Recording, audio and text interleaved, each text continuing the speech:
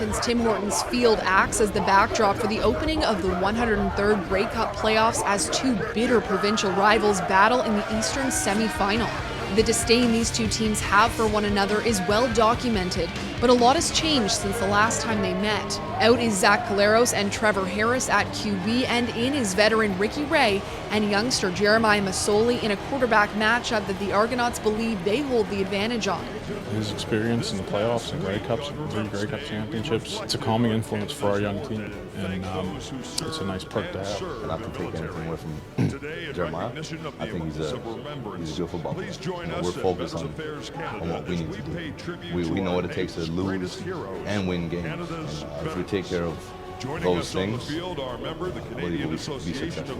The Tiger Cats counter with an inexperienced Mazzoli who is relishing the opportunity to run an offense that dominated the Boatmen earlier in the year under Caleros' watch. I'm just really excited, anxious, been working really hard all year, and just proud to be a part of this team, like I said before, and just can't wait to get out there with them. I thought Jeremiah handled himself very well. He threw the ball well last week. For the most part, made pretty good decisions, having had a lot of reps. You can tell he's been in the system for a while, and that he's paid attention, during that time. Jeremiah brings the extra dynamic to run football himself, so we're going to have to stop basically that wildcat run game that they'll have first and foremost, and then he's a playmaker when he gets outside the pockets. If youth under center is the choice for the Cats, it's been the ticket for the Argos, who boast one of the most green, dynamic receiving cores in the league. All the more important for them to make plays on the field and eliminate being taken over by the emotion that undoubtedly comes with playoff football. Everybody's emotions are going to be ramped up even a little bit more, so hopefully they'll just be able to contain those and keep them to positive emotions. And I just try and go out there and lead by example. The way Ricky is, his manners, his demeanor, how he doesn't get rattled, I think does help us in our youth. And they're going to hopefully follow Ricky's lead, but they've got to stay composed and understand it's going to be a 60-minute game. He's played dozens of games with a lot on the line, has great cup experience, and even just in the huddle, just seeing him all poised, it keeps you composed. So it's really big for us to have somebody like that at the helm. Sunday's matchup pits one of the CFL's most suffocating defenses against the league's most seasoned red zone offense. Causing turnovers has been the Ticats' mantra all year, and the higher the stakes, the more true the philosophy reigns. We just try to play inside our scheme, and we understand that our plays are and when it's your time to make a play, we just have to make it. No matter who's lining up in the backfield, we have the same mentality that any ball that's in the air is our ball. Can an upstart Masoli punch the Ticats' ticket to Ottawa, or will the veteran Ray captain the Boatmen to a road win in hostile territory? Find out Sunday at 1 p.m. Eastern, only on TSN.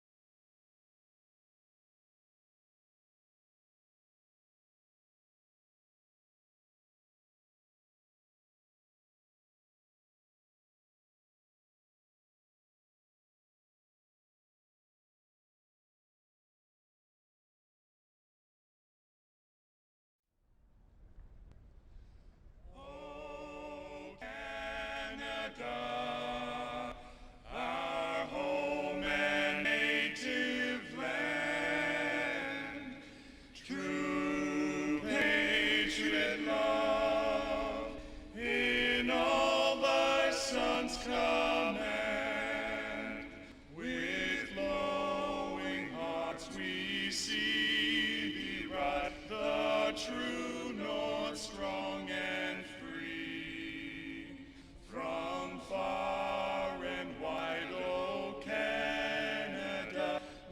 stand on God for thee. God keep our land glorious and free. Oh, Canada, we stand on God for thee. Oh, Canada, we stand on God for thee. The CFL postseason kicks off. Argonauts, Ticats. The Hamilton Tiger Cats with Jeremiah Mazzoli at quarterback. The former Oregon Duck has been on the practice roster for most of the season. Had one start last year. This will be his first start of 2015, his first playoff experience. The Argos, their future Hall of Fame quarterback, knows the postseason very well. It's Ricky Ray. He's healthy. He's had 2 starts to end the regular season. A 3-time Grey Cup champion. This is his 17th postseason game. Argos are to the playoffs after missing last year. Scott Milanovic 3-1 in the postseason. 0-3 this year against Hamilton and Kent Austin, who tries to lead his Ticats to their 3rd consecutive Grey Cup, but without Zach Kalos.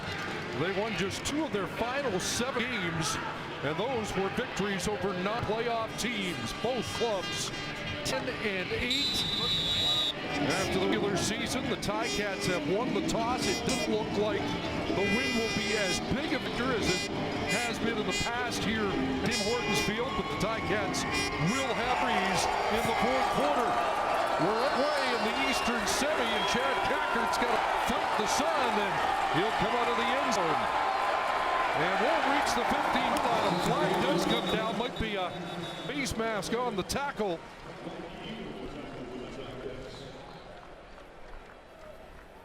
As we get set for Ray to lead the offense out. That was Mike Edom downfield. Illegal block. Toronto number 23. After distance to goal. First down. Well, it's a penalty against Vincent Agnew of the Argos, so it's a long field to start for Ricky Ray. Yeah, in a hole this game, Ricky Ray in his 4th playoff game as a Toronto Argonaut, 17th postseason game. Of his weapons, the veteran Chad Owen, an off year as a receiver, but still leads the league punt return average. And Torrey Gurley, who's a healthy scratch late in the regular season, back in the lineup. Of course, he led the team receiving touchdowns with 10. So just 2 game starts, 3 games for Rick Ray. And it is start a week ago against Winnipeg, just over 1 quarter of work. And now into the heat of the postseason. They'll start with a fake to occur, and the hitch is caught. And it's Dante Spencer with the initial first down for the Argos up around the 25-yard. And he was called the most dangerous receiver by Scott Milanovic, and the Argo are swimming into the game. Quick throw to his left to get out of this hole, and it's a big play to get started in this football game, because no matter how this drive ends, the Argos found some breathing room in one play. 18 for Spencer to the 25. First down, 3 receivers to the wide side. Ray with the play action and on a roll. Anybody open? No, he's got to throw it away and avoid a sack with Eric Norwood putting on pressure. The Hamilton defense that leads the league in takeaways, led by Simone Lawrence, a finalist for outstanding defensive player. Ted Laurent in the middle is going to make it off tough for the Argos to run the football, and Emmanuel Davis led the team in the secondary with 5 interceptions and was named to the Eastern All-Star team. This is a very good defense. They love to take the ball away, and they'll score as well. 8 touchdowns for defense this season. 2nd and 10 from the 25. Ticats loaded up. Ray has it deflected at the line of scrimmage, and it falls incomplete. As that should know, that one play to Deontay Spencer gets the Argos some breathing room. At least they can punt the football after starting in a deep hole with the penalty on the opening kickoff. There's Brandon Banks in the Eastern Final last year, had 2 return touchdowns. Swayze Waters back for the Argos. Injury-plagued season, just 5-game Waters as the Argo kicker against the wind in the first quarter. This one hangs up and it'll be fixed at his 46. Down just across the 50 by A.J. Jefferson. Good field position for Jeremiah Mazzoli. Makes his first start of the year. First of 2015, had one last year, the game against Calgary that he didn't finish. His number 1 target should and could be Luke Tasker, 1,000-yard receiver for Hamilton and an Eastern All-Star. But if he can get C.J. Gable going up backfield, it plays to Jeremiah Mazzoli's strength. He's a great runner. He's a very good athlete. He just wants to guard against trying to beat Zach Collaros. Ticat, highest scoring first quarter team in the league against the team surrendered the most first quarter point. Handoffs ahead for about 3 yards for C.J. Gable. The challenge against Jeremiah Mazzoli will be for the ends like Tristan Opala-Ugo, who led the team in sacks but contained may be as important for those defensive ends. Greg Jones in the middle is going to try and key in on C.J. Gable in this one this afternoon. Second 7, see Mazzoli attempts first pass. Pocket collapses, he'll take off, and Mazzoli run for the first down. That's an area of strength for the quarterback, played at Oregon and Ole Miss. Exactly, and you look at his bio, it'll say Miss, but he played 2 years for the Oregon Ducks. This does play to his strength. A good athlete, very strong and powerful lower body, can run and take on and break tackles in the open field. Ticats going no huddle, getting as many plays as they can with the wind. Mazzoli rolls up, throws high, and incomplete. And Bakari Grant unable to bring that down. 2 years, Oregon actually led the Ducks to a Rose Bowl. They lost to Ohio State to that 09 Pac-10 championship, and then 1 year at Ole Miss. His college career sidetracked with off-field issues. Jeremiah Mazzoli entered the Canadian Football League in 2012. Again, Oscar taking a page out of the Pac-12 book here with full huddle on his first series of the game. He's getting a 10, and that ball is booted. Bakari Grant can't hang on, and the Ticats offense stalls just in our territory. Yeah, that was the under route and was well short of first down territory anyway.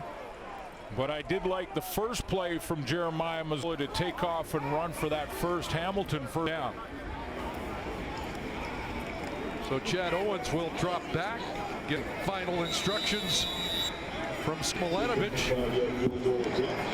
And comes Medlock to attempt a 55-yarder. He's from 57 this season with the wind at his back. Medlock for the games for points. And right down the middle, 55 yards out.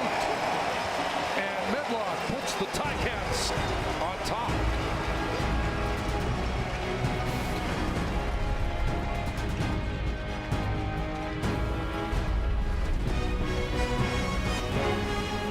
Absolutely perfect.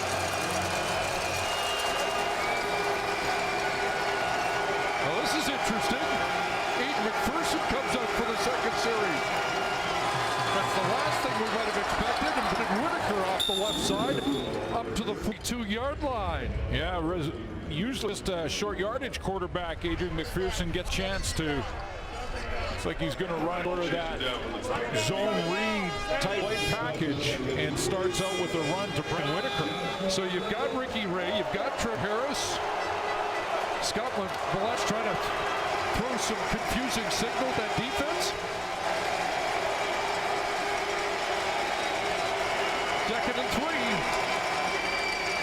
And the sweep here to the right side. That's Deontay Spencer, who should have a first down. And both first downs provided by number 5 so far. Yeah, clearly it's a run set. That one to Deontay Spencer on the high sweep coming from the slot back position. So Adrian McPherson is running just the ride and decide or zone read options off of that. Their nominee for standing player is Trevor Harris. He backing up Ricky Ray. And Mercy Little of the third-string quarterback.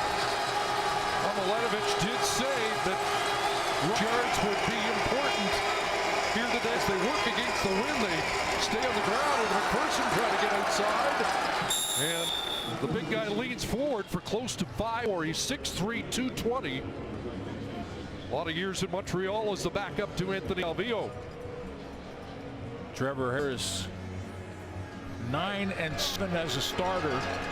Nominee for outstanding player for Toronto. Last 2 games of the season, Ricky Ray got the starts and showed that Scott Milenovich he was healthy and able to make all the moves necessary. Ray again.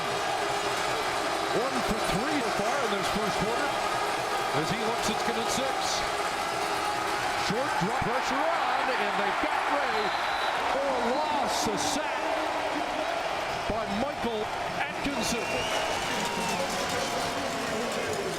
Last time these two teams played, the stars in that game defensively was Adrian Trace. Not available for this game this afternoon. Mike Atkinson getting a chance to play.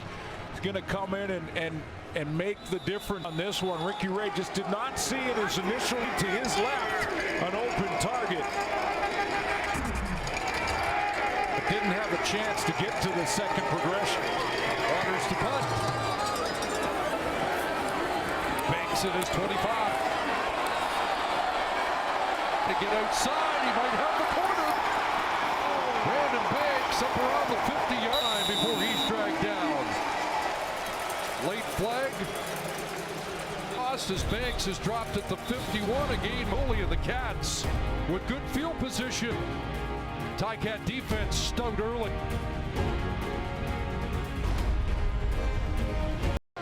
On that Ticat return, moves it back 10, and they'll start from the 41.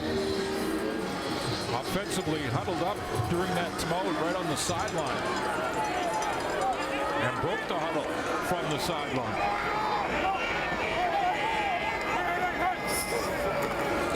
For the draw, Mazzoli met with at the 44-yard line, and there, tackle made by Corey Greenwood for the first time since Labor Day when he suffered his second concussion of the year. Argos thought he might be done for the season, but Greenwood had other ideas and is back postseason. Yeah, missed 8 games, missed a couple early in the year, and then 8 straight. So he's back for the postseason. Need him against that run. 2nd and 7. Gerard Mazzoli puts it up and throws the intended target. Bakari Greenwood comes down. Working against Isaiah Green in the secondary, replacing the injured Devons for Toronto. See, he's not arguing call at all. He's in for Devin Smith. He was a starter to watch because I thought the Hamilton Tiger Cats were going to come and try to test him early. Pass interference. Toronto number 25. Automatic first down at point of foul. That's exactly what they do. Try the deep shot. Bakari Grant, you could see the left arm got in there from Isaiah Green early for the ball arrived. He didn't argue at all. That was accidental pass interference. We'll go from the previous line of scrimmage and go up 10 yards, automatic first down. So that's a break for the Argos. It will not be a first down at the 28 of Toronto.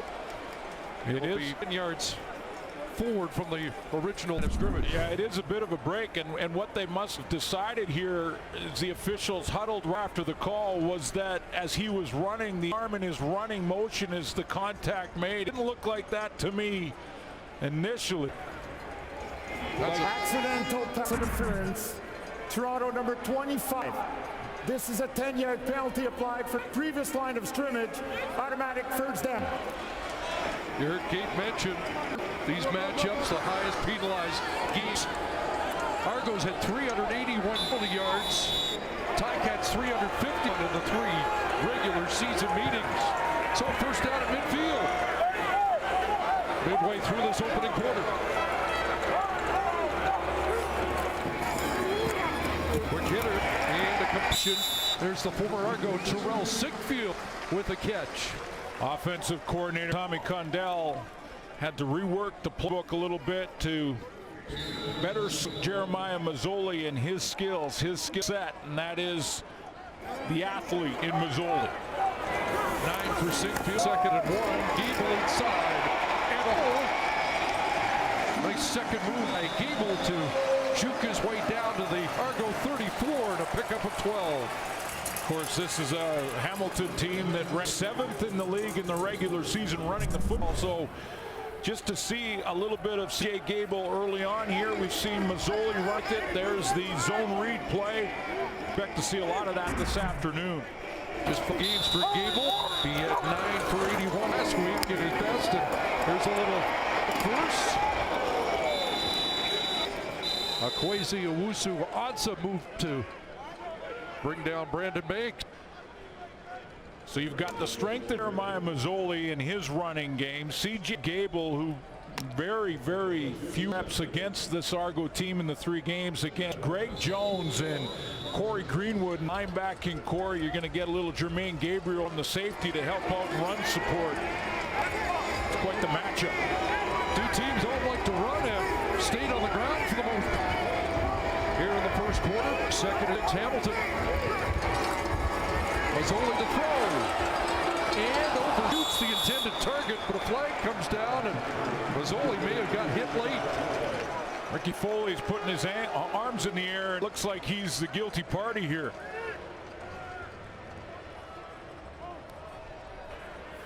Major foul, roughing the passer. Toronto number 95, 15-yard penalty. Automatic is down. A drive extender. There's Foley in the point stance down at the bottom of the line there. He's going to get chipped by Andy Fantus. Ball gone, and then down goes Jeremiah Mazzoli. That'll be called every time. So the Titans into the red zone, first down. Mazzoli calls his own for it. It gets closed down in a hurry by the middle linebacker, Greg Jones out of Michigan State, the defensive captain and top defensive player this year in Toronto. Yeah, 98 tackles for the middle linebacker for the Toronto Argonauts, Greg Jones, and I love this matchup. C.J. Gable is new to the Argos defensive, hasn't really played, but they got to stop both Gable and Mazzoli. 2nd 9, Mazzoli, like he was changing the play call, throws into the end zone, broken up. Big defensive play there by Travis Hawkins. Great timing from the halfback, Travis Hawkins, to time it up. He was there, and it looked like he might have jumped it a little early. The high player to the left of your screen up in the top corner, but he shows great composure as the ball arrives, and the timing is bang on for 30. Pass intended for Tyquan Underwood. Again, Medlock comes on. Short attempt. Second field goal. Doubles the lead for the Ticats. Just over 2 minutes gone. Hamilton leads by 6. In this first quarter, he was training table. Ticats looking at his knee. Then he was in a lot of discomfort, and he just walked to the locker room, guys. Boy, that's the top defensive player in the East this year. Lawrence out. David Caldwell takes his spot. Ray trying to kick-start this Argo offense. A play-action fake over the middle, and flags fly as the defender arrived before the ball intended for Torrey Gurley. And Gainey was breaking on that play with Torrey Gurley. Looked like he made a little early contact. Pass interference. Hamilton 21. Point of foul. Automatic first down. 21 is Matthew has just mentioned is in the locker room. That's Simone Lawrence. It's actually at game number 11, and the contact on the shoulder and the arm wrapped around Gurley before the ball arrives. They're calling so far pass interference tight in this one this afternoon. First down at the 45-yard line. And on the left side, and a hole for Brandon Witter into Ticat territory, out at the 45-yard line. gets the outside edge here. Brandon Whitaker, the last time these two teams played, had just 6 carries in that game, but he had 4 yards. One of the best offensive players that lost to the Hamilton Tiger Cats in Game 3, and these two teams faced each other through the regular season. Only 56 yards in the 3 meetings. Last week off, just ripped off 19 in the first for the Argos to the Ticat drive. Ray looks one way, screen off the other. It's Whitaker again. Some room and a first down. Courtney Steve with the tackle, but Brandon Whitaker helping move the Argo offense. Something we have seen from the Argo offense. Scott Milanovic, a little wrinkle in the playbook here. They're going to bring Chad Owens right here and fake the screen this way and then lead out. Brandon Whitaker. Illegal block. Toronto number 62. 10-yard penalty.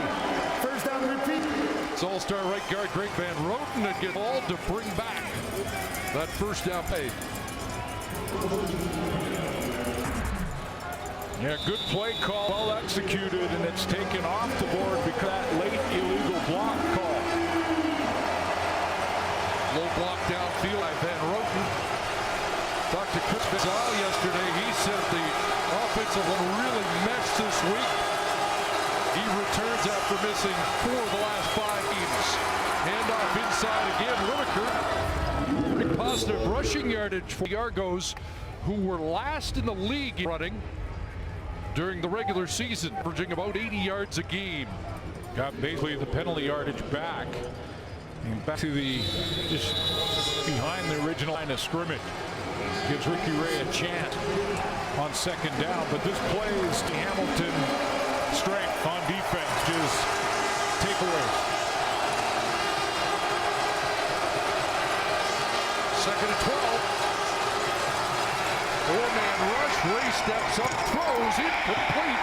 Tight coverage headed for Deontay Spencer. And Stephen off the corner makes the play defensively.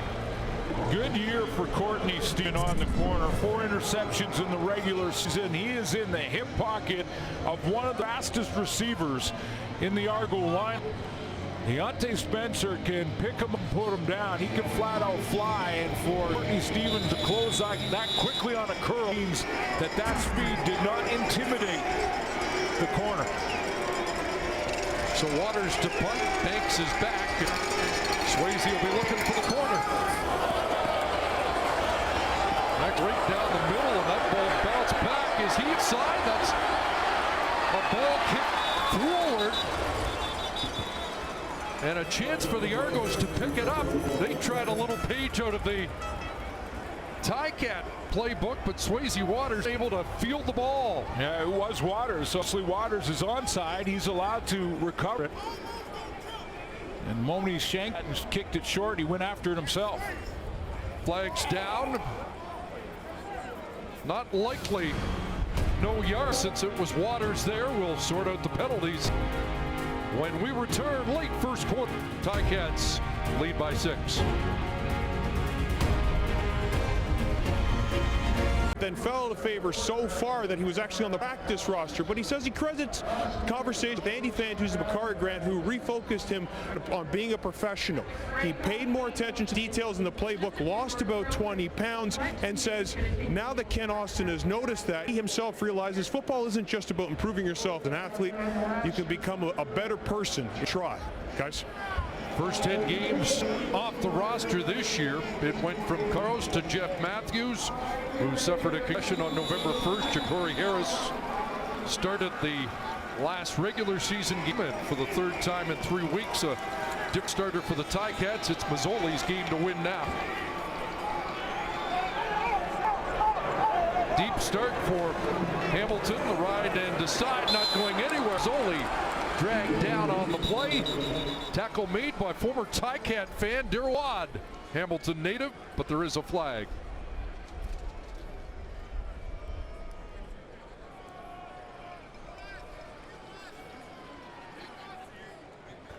Major foul, face mask.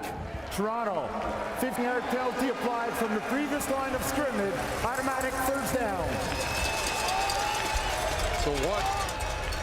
Gets a piece of the face mask. Take a look at that penalty, because a couple of things are for the Argos that have turned quickly.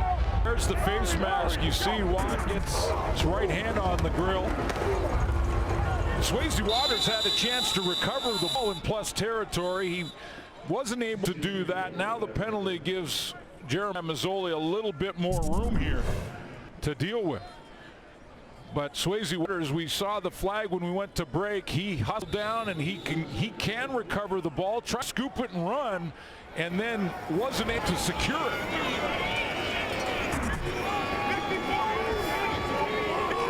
Argos have already had 5 penalties for 57 yards. 2nd and 8 for the Cats. Man rush. Mazzoli in middle, and he throws that away and almost picked off in the vicinity of Isaiah Green, but it falls incomplete, and the Ticat punt team comes on.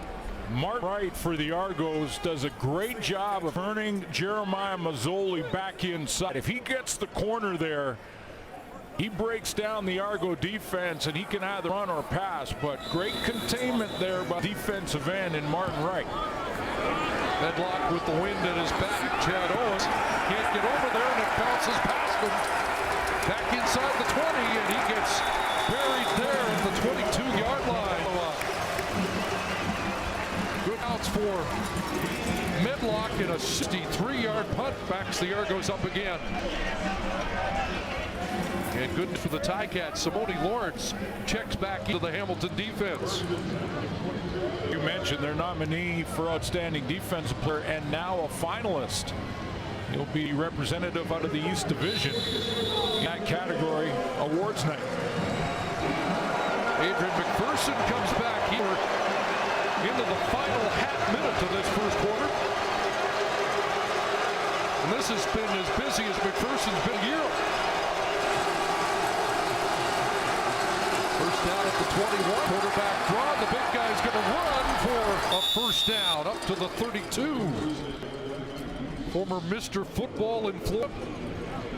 Well, he's going to follow the block here. Brandon Whitaker is going to go with the play fake, and then he's going to lead the run. It's basically quarterback draw all the way, and Whitaker gets the good block right here in the open field, springing McPherson.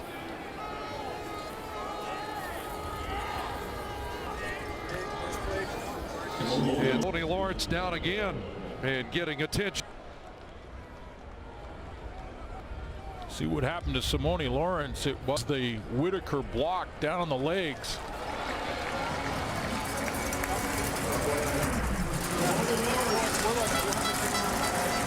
Gave it a shot. Go back to the sideline for some more medical attention.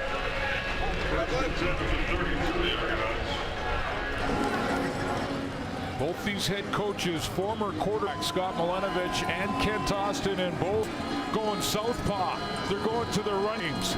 The playbooks of those two coaches a little thicker than a lot. Coaches across the league, and they're going deep into it already here today. Interesting chess match. These two teams were 9th and 8th in the league. Second to last in rush attempts during the regular season. First down, Adrian McPherson with the play fake, rolling the other way downfield. He's got a completion. Catch is made by Brendan Galanders, the former Ottawa GG, trying to qualify for a spot in the Eastern Final in Ottawa. That's the fun play of the opening quarter. More offense, Adrian McPherson than Ricky Ray. A little bit of a surprise through 15 minutes. Ticats lead the Eastern semi by 6.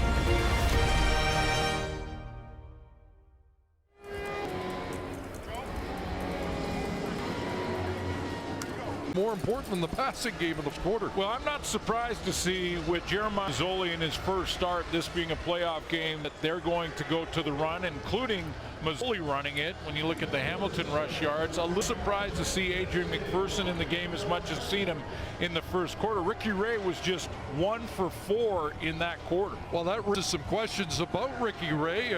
Is there still some rust on him, or do we just credit the Ticat defense with shutting down the pass game in the opening 50 minutes when the Argos were going against the wind? I might credit some of this for Scott Mladenovich as just straight strategy. I mean, he may be looking at saying, let's keep this game close, keep the ball on the ground in the first quarter, don't allow the Tiger Cats to get those takeaways. Now Ray in at quarterback, winded his and he'll swing it out. Brandon Whitaker across midfield, and Whitaker dropped at the Ticat 46, another first down. He's been our most dangerous offensive weapon so far. 13 more. This is one of the reasons he's looking off this way first to his right, Ray, but one of the reasons that Ray gets the start. Little action, he looks here. That's his first. Now the second progression as he drops right down the middle. That's his second. Now he goes to the third, and he drops it to his swingman. First down, Ticat 46. Ray gets it out of his hand quickly again, but not much there for Anthony Coombs, brought down by the middle linebacker, Taylor Reed. You know, I say strategy because you know how the Hamilton Tiger Cats start fast. They get big leads on teams they have all year long, and I could see Scott Mladenovich saying, let's keep the ball on the ground, keep the score close in the first, and then get Ricky Ray in his rhythm in the second quarter. Ticats the highest first quarter and second quarter team in the league. Swung out here, and it's a first down for the University of Manitoba product, Anthony Coombs.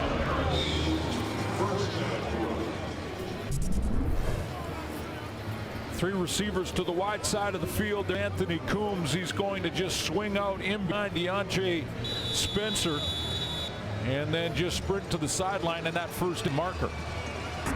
Bumped out by Eric Harris, but the Argos first down at the Hamilton 34.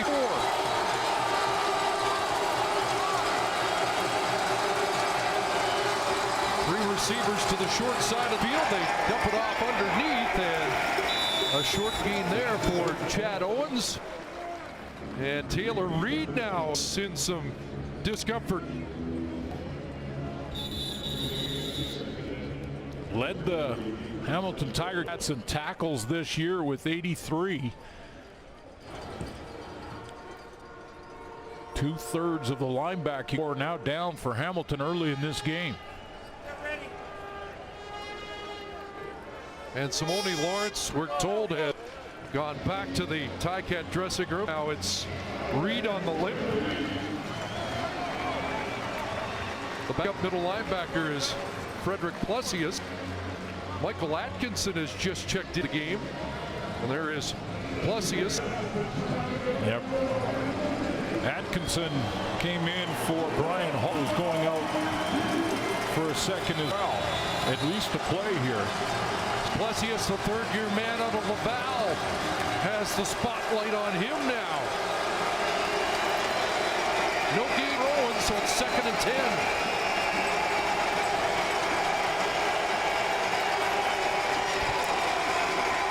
Ray pulls it down, and now will put away with more pressure on. Hasn't been able to find receivers downfield so far in the first half. Well, Steinauer, with all the changes in the linebacking core, all of a sudden decides to just go with pressure. Don't allow those backup linebackers to read anything. He just sends Plessius a blitz, and the blitz gets there. There's the two backup linebackers, Plessius Caldwell. Here's Waters, just 4% on the year.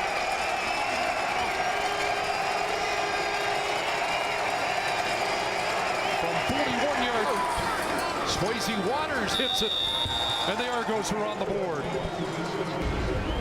Cut the Ticat lead in half, 6-3, early second quarter.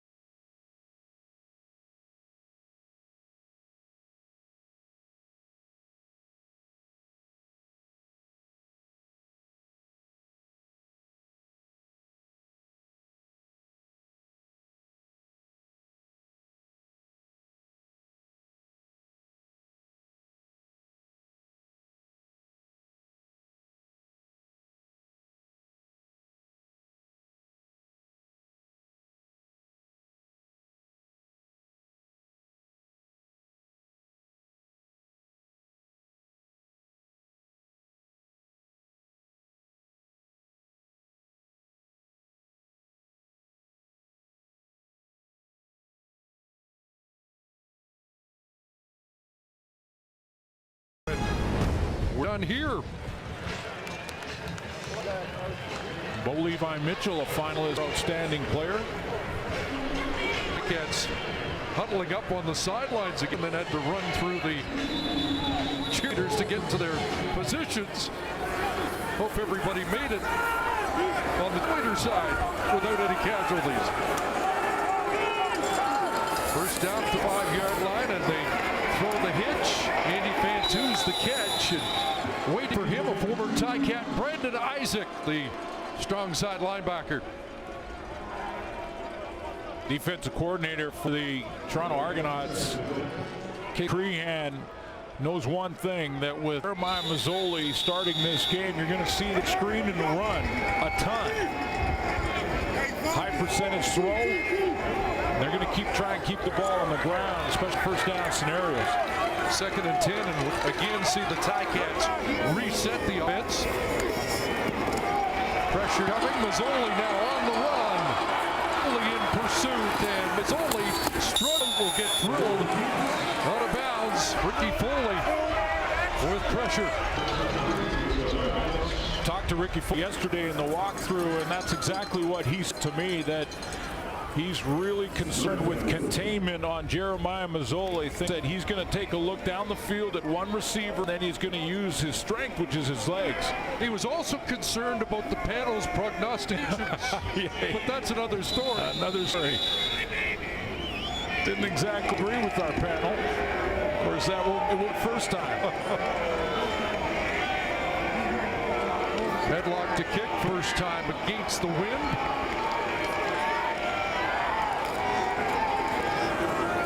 Left footer gets a good one. Owens around his 30 and is brought out at the 38-yard line. Ricky Ray getting some traction on offense. And he had a run game package ready for these guys, so they had 2 weeks to prepare for this with this McPherson package. Now what they're doing, it's a reading front side defensive end. Normally you read the back side and the quarterback pulls it and he has routes attached. This way, when it's a front side read, if he hasn't played contained, McPherson carries the ball upfield. That's why they got McPherson in the football game. Ricky Ray back in now. First down at the 38. Ray rolling, and again, looks like he's having trouble finding receivers downfield. Pressure was on from David Caldwell. That's the other thing that Ricky Ray is doing more of in this game than I've seen in past games and in his last 2 starts regular season, and that's to get him on the roll. You can see he misses Torrey Gurley wide open down the rail. Throws it in that hole. Said yesterday he felt comfortable with what he was seeing in his brief time back this season. May have come out of the game quicker than expected last game. Here's a pass connecting to Chad Owens, his favorite playoff target.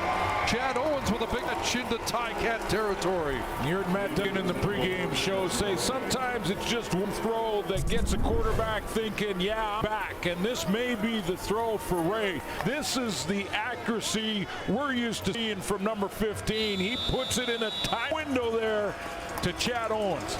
Manuel Davis the tackle. Chad Owens 23 catches, 361 yards in 4 playoff games with Ricky Ray. 3 yards and a first down to the Ticat 43. Short drop and a pump, and now going to go for more. Bates, and incomplete. Well, they're going to call the pass interference as Bates was bumped by Brandon Stewart.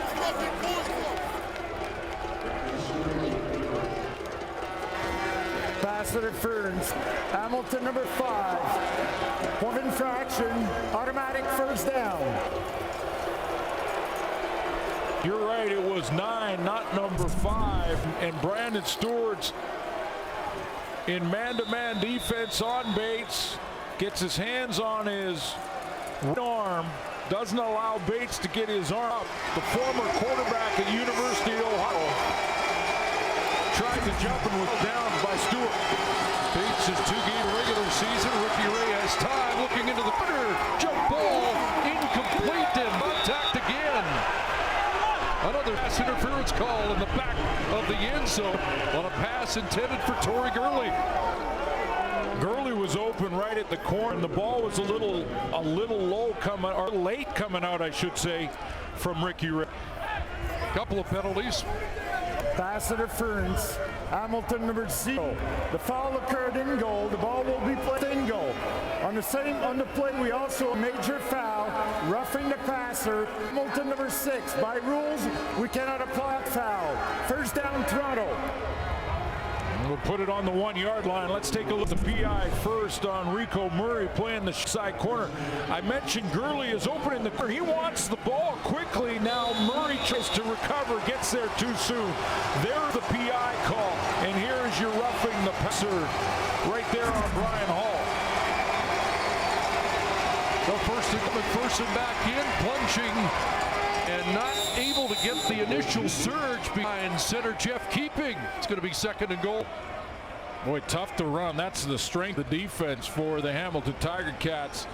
Ronton Hall right in the middle. Of course, the ends and Justin Hickman and Eric Norwood will also crash down in this scenario. McPherson got so low that he just couldn't get up over top of the pile.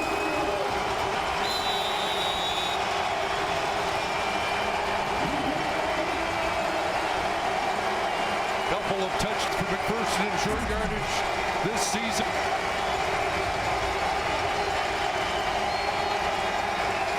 Second and goal. This time, handing it off, and Brent Whitaker in for the score.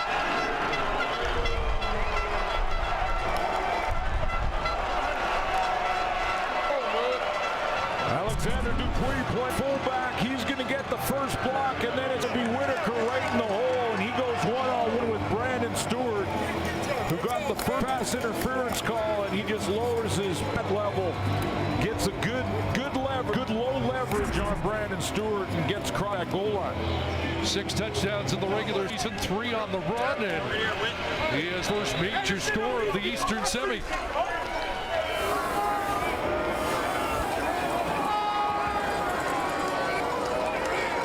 Waters was 7-7 in converts and nails that to expand the lead. Argos with the touchdown on the 1-yard run by Whitaker and lead 10-6 in the Eastern semifinal.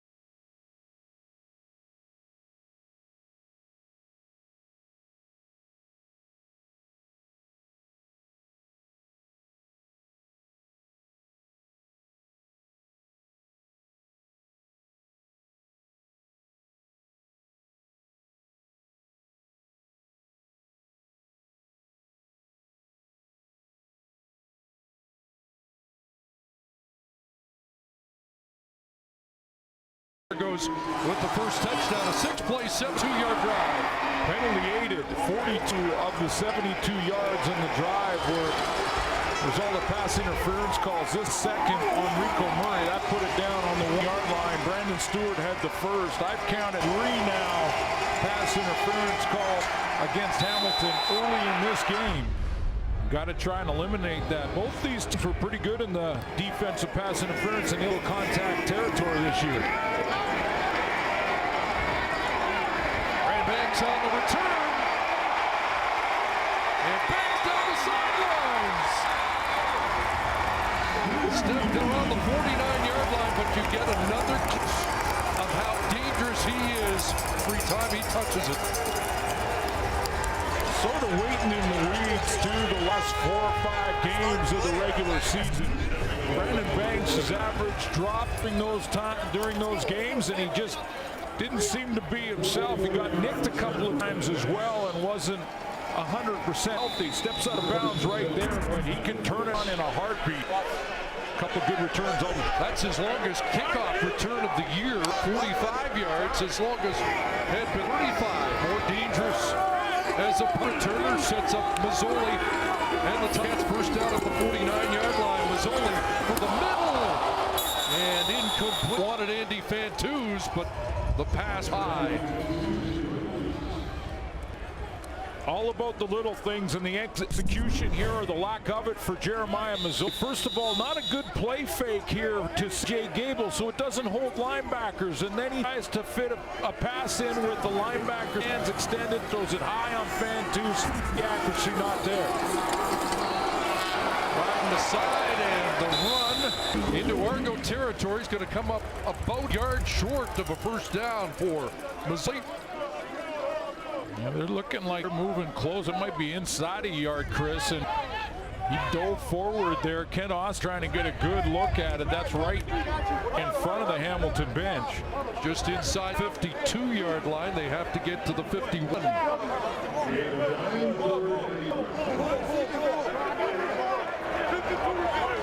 So a decision to be made here.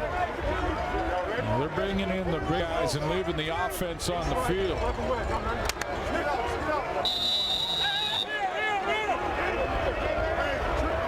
So behind Mike Filer, the all-star center, 3rd and 1. Mazzoli on left side. Flag comes down. And surge by Mazzoli behind veteran Diakowski. Should have the first down. And in most cases, the defense would be called offside when you see a flag on 3rd and 1. Offside. Defense line. Toronto. 5-yard penalty. First down. So the Argos line up inside the 1-yard restraining zone. Ticats down, but they got to get something going through here, don't they? Well, you'd think, although again, the strength for Jeremiah Mazzoli is run football.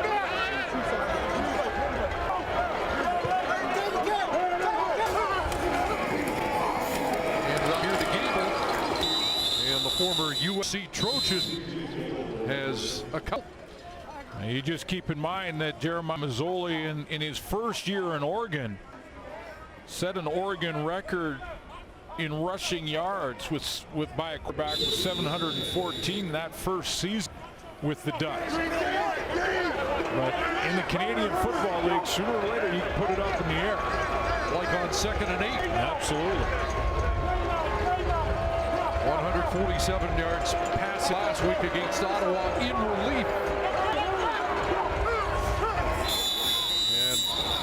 This play doesn't get off. Look, some movement on the right side of the offensive line. I think Mark Dial is playing his first start procedure this year. Hamilton number 59, 5-yard penalty.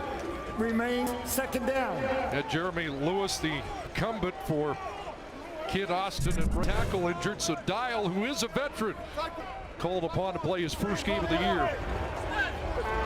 Early movement there to get back into his pass protection stance. Looks at 2nd and 13. 4-man rush Toronto. Pocket collapse. The pass is complete in the flat, but Gable is swarmed short of the first down. That's exactly what the Argo defense wanted. They wanted to drop back in zone, take away Tasker and Brandon Banks, the 2 deep route, and force Jeremiah Mazzoli to throw it underneath the CJ Gable. And you win the prize as the first to mention Luke Tasker's name during the game, and that's a problem for the Ticats, isn't it? Big time. That's their 1,000-yard receiver. Medlock, long drive. And this will skip out at the 9-yard line. Good boot by Medlock. 35 yards into the wind with no return. No question, Hamilton offensively going to have to get their passing game going a little bit here. Defensively, just eliminate the penalties. For Ricky Ray, who has struggled in the first half, had completion to Chad Owens for 30 yards. Got to get him started today. Long field, the Argonauts, as they start at their 9. Ricky Ray has feasted off the Ticats in his career.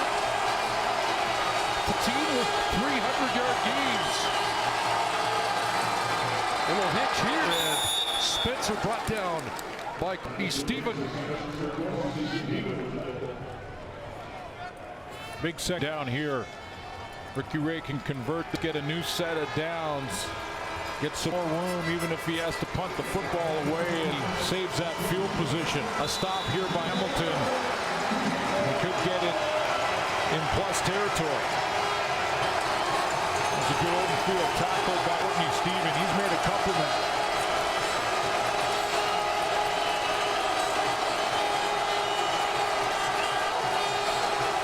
Second and 5. Ray in trouble. Got the football and gets back. The Argonauts get back on it and surge forward, but they're going to be short first down at the 19-yard line, but just fortunate to get it back. And who is it at the bottom of the pile? It's Greg Van Roten that ended up with the football. Yeah, Greg Van Roten picked it up after Ray dropped it, and he just kind of barreled forward. He's going to be close to the first down marker. 3rd and 1. Argos are not going to try it inside their own league. Brian Hall collapses the pocket with a great bull rush straight down Main Street on Tyler Holmes. That causes a problem for Ricky Ray. Ball goes on the ground and Van Roten picks it up. And they're not going to get it here, punt it away deep in their own end. The full yard. Pretty good play, Van Roten. That's the first 2 out for Toronto. You saw Taylor Reed back in the game for the Ticats, defending the first down. Waters with the wind at his back. Banks at the Hamilton 50-yard line. Buckles back. And can't turn the corner. It drug out around midfield after a 42-yard punt. So great field position for Hamilton. They trail 10-6 as we hit the 3-minute warning. For the visitors. Ticats start around midfield. Jeremiah Mazzoli, more rushing yards than passing yards so far in the first half. 24 on the ground, 19 through the air. And a handoff to Gable off the left side, and the Argos are stacking the box and stopping the run. Exactly what they're doing, and Casey Crean smart against Jeremiah Mazzoli just to load up the box, and you can see those 2 linebackers in Greg Jones right there in Greenwood. They're not moving. They're just sitting their stance, waiting for that riding the side or zone read play, and then they're reacting. Loss of 2, 2nd and 12. Mazzoli over the middle. Complete. It'll be short of a first down. Luke Tasker has the catch. At the Argo 50, it's going to be 3rd and 4. Again, playing to exactly that. That was twice in a row now, Chris, that the Argo defense dictated the play. They get them in 2nd and long situation. Then Casey Crean's group forces them to throw it underneath, and then they rally to the tackle. Ken Austin has want the ball. Argos with 2 returners back. Seen the Ticats execute the onside punch season a couple of times, but nobody onside here. Medlock with boot. And that Owens is cut down. Geedy with a quick stop, and again the Argos have a long field with the wind at their back, and under 2 minutes remaining here in the first half.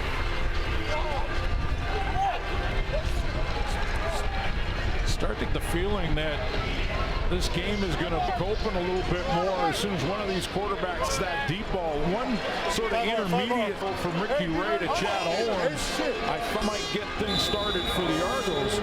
Under Steinauer is making it difficult with that good push in the middle. His defensive line has been the strength all year for the Hamilton defense. Held Ray to only 79-yard passing so far. Starting at their 15. And a completion here, short game. Spencer, again, Courtney Stephen.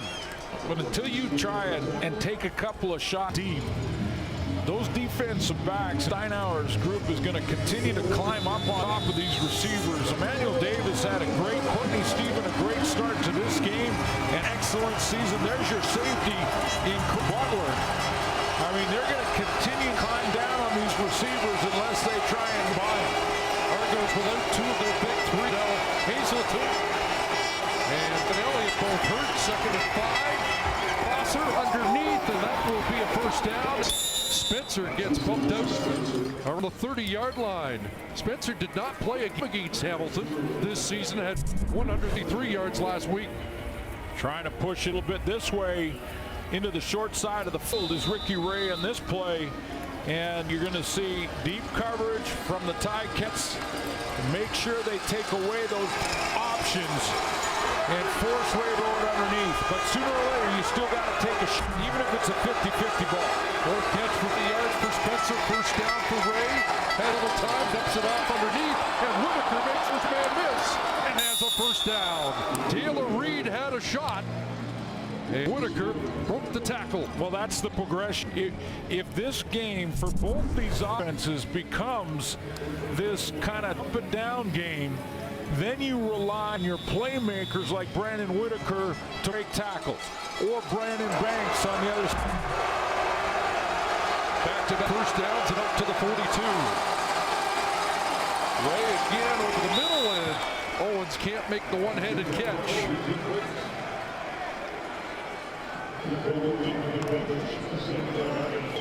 The guy with the catch of the year has a drop here. Oh, was it ever? I mean, it was catch of the last few years in my books against the Ottawa Red Blacks, who wait for the winner of this game. Chad Owens made the catch of the season, no question. Speaking of great catches, two champions in the building. I had a bird's eye view of that one. More on him in the second and 10. Flag comes down. And this play doesn't get off.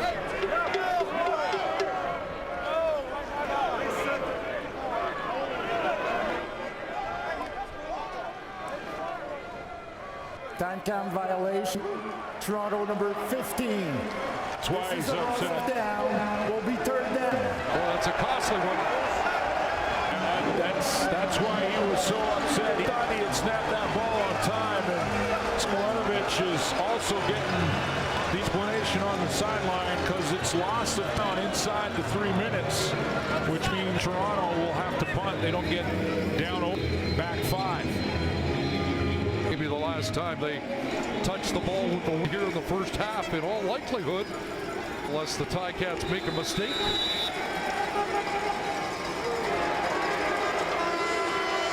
Waters' last boot with the wind, only 42 yards. He's been on a kick count this week to make sure he doesn't weaken injury. High punt, across the 21, and Banks across the 30-yard line. And tackled to 32 by Thomas Miles. As Matthew told you in the first quarter, Jeremiah Mazzoli on the practice roster most of the year here in Hamilton. Number 2 last year, has one start last year against Calgary. It wasn't a good one. He was pulled in the third quarter, lost that into the Stampeders. His first start in 15, and you saw the numbers. He went and split the reps this week with Corey Harris.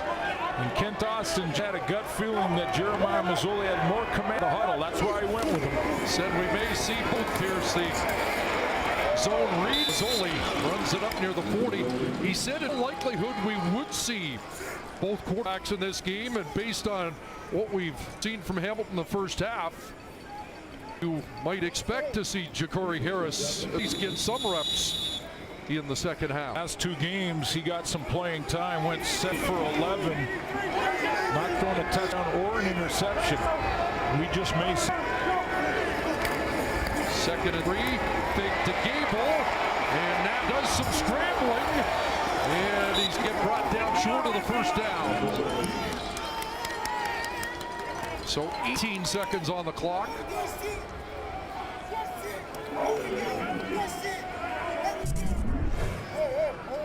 See if the Argos call timeout here to have a little time left for offensive play. And you can see just the entire Argo D-line is not really pass rushing. They're playing stop the run. They're playing to stop Jeremiah Mazzoli or C.J. Gable from running the football. It's a sack for Opala-Ugo, who led the Argos in sack during the regular season with 10-2 against Hamilton. Another big year for the sophomore. Opala-Ugo had some penalty troubles the last time these 2 teams played, but not one so far this afternoon. So defensive battle. Visitors lead by 4. Had a couple things open early. The problem is that we're getting in second long too much. It's just the offense. We have to have 1st and 10 production, get in second immediate, really good second down team, but not second and long. That's our offensive right now. And in terms of them putting in Adrian Pearson, what does the defense have to do to adjust to that? No, it's a run package. We played well against that. They wanted 2 first downs with it. They're not hurting us with it. Thanks, Coach. Okay. There's Jeremiah Mazzoli, 32 yards rushing, only 26 yards passing in the first half. Well, Coach Austin was bang on with his assessment in that they put Jeremiah Mazzoli in 2nd and long too often. That's going to hurt the Ticats' chances of getting back to the Cup. Back-to-back years, they like to go back and finish business there, but got to go through Ottawa this year and win this game, win this second half. Only 5 completions from Mazzoli, not one Ticat receiver with more than 1 catch in the first half. And as the coaches mentioned, the scoring all done with wind. Argos will have the wind in the 3rd. Ken Austin's team won the toss. They get the wind in the 4th quarter.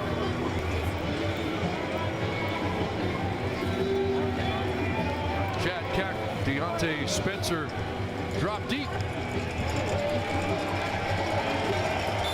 2 10-8 teams. Both were 4 against Eastern opponents, although the Ticats did not on the strength of a 3-game sweep with the Argos. Second half underway, and here's the great MVP from 2012, Chad, out beyond the 30-yard line before he's taken down. Saw a little bit of Adrian McPherson, and when you take a look at the Ricky Ray numbers, he played in that offense most of the second quarter, went 10 of 16, 105 yards passing, most of those 105 in second quarter. Brandon Whitaker got the same amount of touch so far in a half of football as he had all of the last time these 2 teams played each other. Deontay Spencer led the receivers with 4 catches. There's 180 yards of offense. Whitaker, a third of that was 60. Spencer 40. And we start first down at the Argo 31, and Reyes Hyman lets it go downfield, and it's intercepted. Picked off by Emmanuel Davis, who led Ticats with 5 interceptions in the regular season. Talked about it in the first half. Ricky Ray had not been pushing the ball deep at all. He's going to try it here, and what he doesn't count on is Emmanuel Davis to fall off of his man and just slide to the middle. He basically just bails on his guy who was filled on that short crossing route, He reads Ricky Ray, plays the football, plays play, and falls underneath this, and Ricky Ray did not count. Emmanuel Davis in the cover. First turnover of the game in the regular season. Argos with 11 turnovers. The Ticats with only 3. So the Ticats start at the 35. And the handoff to Gable. Good first down production that time for C.J. Gable with a run of close to 9.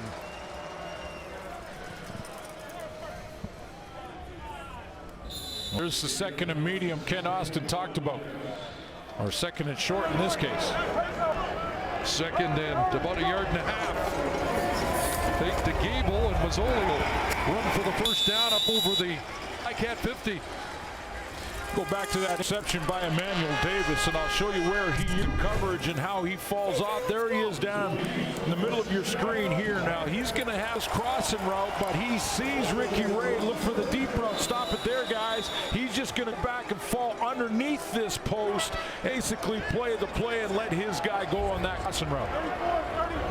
Ticats led the league in interceptions in the regular season with 26. First down, Hamilton midfield. Mazzoli throw, and that's up for grabs, and it's intercepted. Akwasi Owusu-Ansah has the interception right back for Toronto.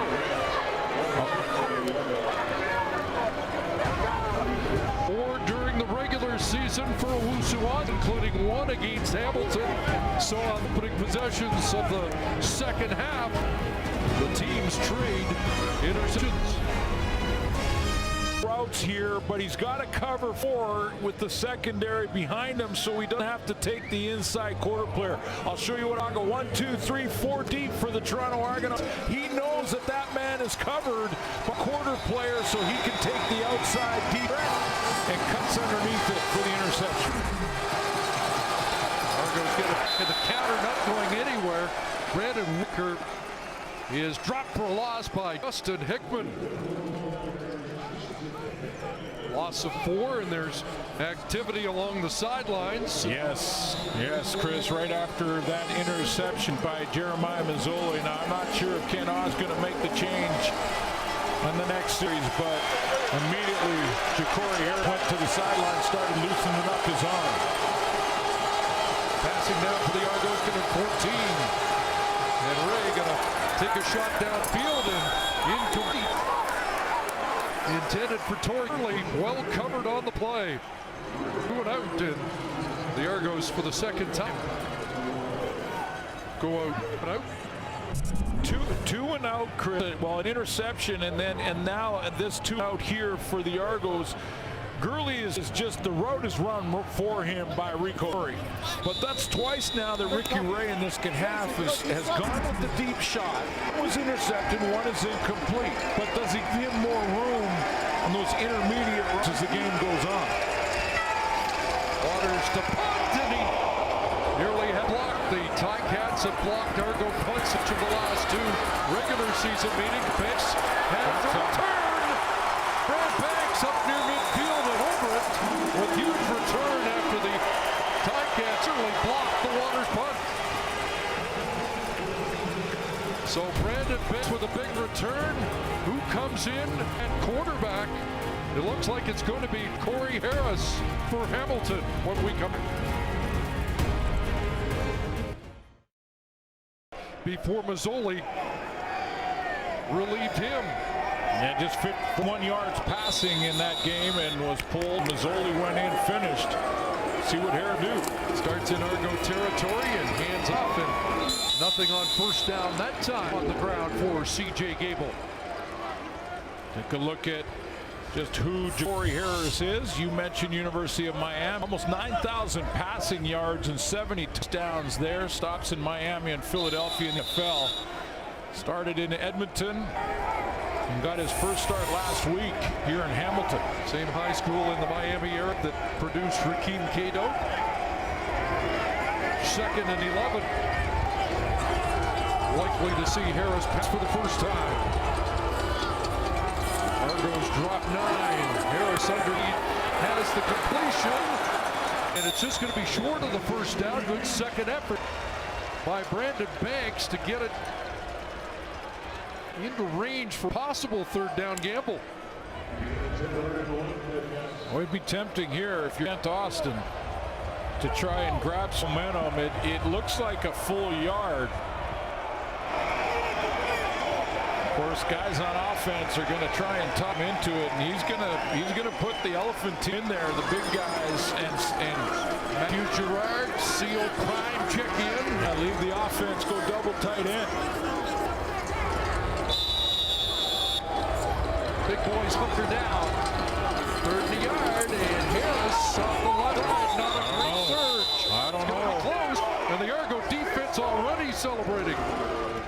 Corey Greenwood celebrated immediately, as did Brandon Isaac. Tried to go in behind Peter Diakowski and Joel Figueroa, but it's a turnover on downs. They're not even going to measure. They are going to. They're going to bring him out later. But you're right, Chris. This looks way short.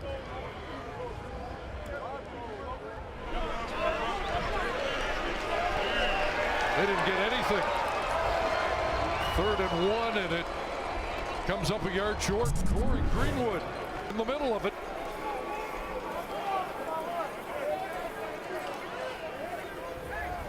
Kingston native goes over the top to help contain Ja'Cory Harris. And he anticipated the snap count, went over the top and stopped Ja'Cory Harris in his tracks. 3 possessions, 3 turnovers, second half. Up off here to Spinner, and up to the 48 for Spencer. There's Simone Lawrence back as well to make tackle. A little surprise there that I know Jeremiah Mazzoli was pulled in the game, and that was Ja'Cory Harris's first couple of plays, but Jeremiah Mazzoli, a stronger runner of short yardage plays than Ja'Cory Harris. I'm sure it was part of the fact that he just pulled him, he had taken his helmet off, and he was on the sideline, so Ken Austin didn't want to turn to him and say, hey, we need you to go back in for a short yardage play. Second and about 3.5. Double tight end formation, and pressure on Ray gets dropped again. Ted Laurent, Canadian for the Ticats, gets home. And the Argos spin their tires, another 2 and out. Nominee for Outstanding Canadian. Eastern All-Star. Had a big East final a year ago against Montreal. Tremendous season. 3 sacks, 26 tackles. Ted Laurent gets it done again. And 6 minutes already gone off. Back in the 3rd quarter with the Argos wind advantage, and there is the wind advantages. Swayze Waters through the back of the end zone for a long single and a 5-point Argo lead. First point of the second half comes after a big sack by Ted Laurent.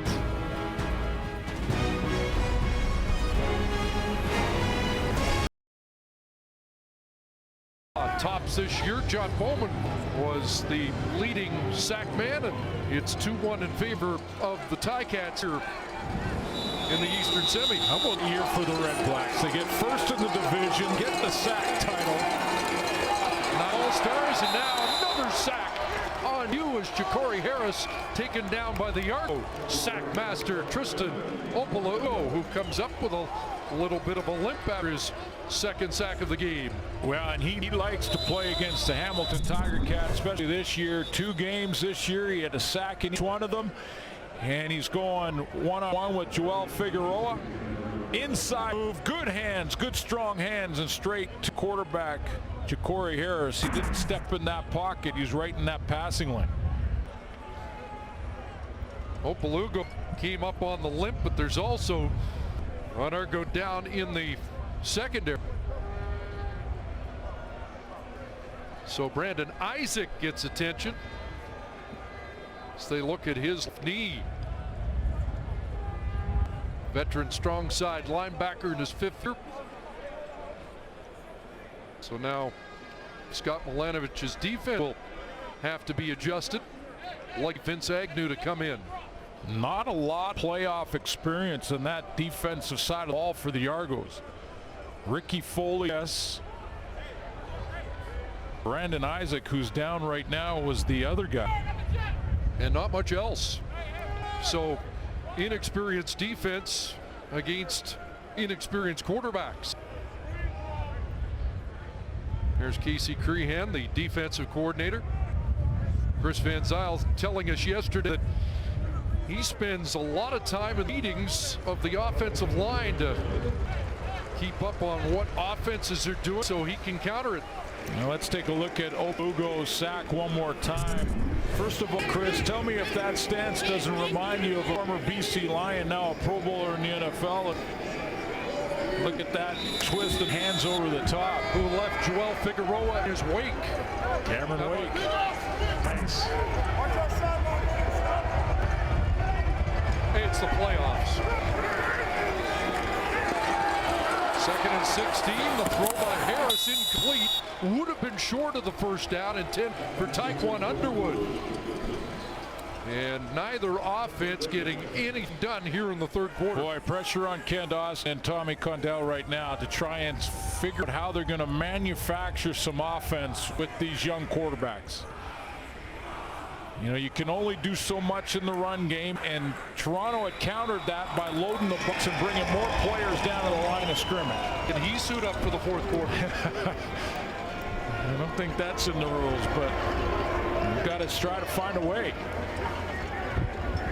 Headlock against the wind.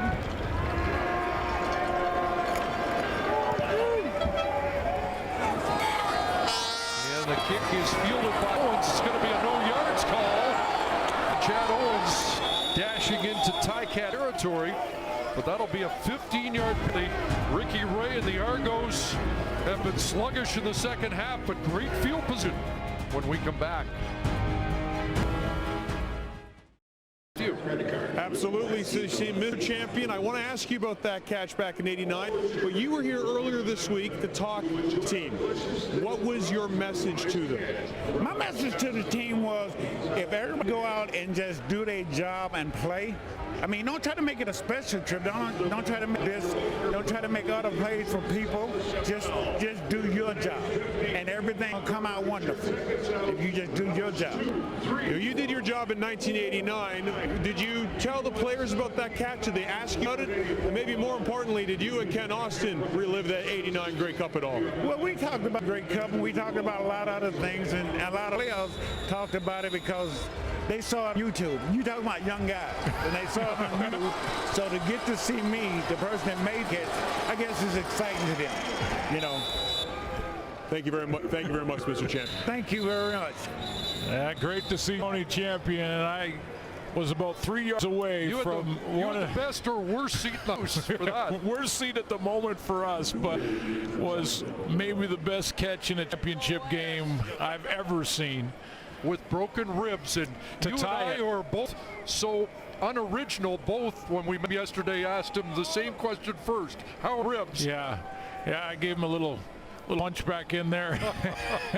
Great to know he looks good, and talk to the team, as Matthew mentioned, and Ken Austin thinks it's very important to get the history of this franchise and make sure that the players understand the guys went before them. Eric Norwood injured on that last run by Chad Kacker, too. If he beat the first wave, might still be running. Yeah, there was not a second level there, and Chad Kacker got up. He just got tripped up, or he might have had a good-looking run, and it doesn't look good for Eric Norwood here.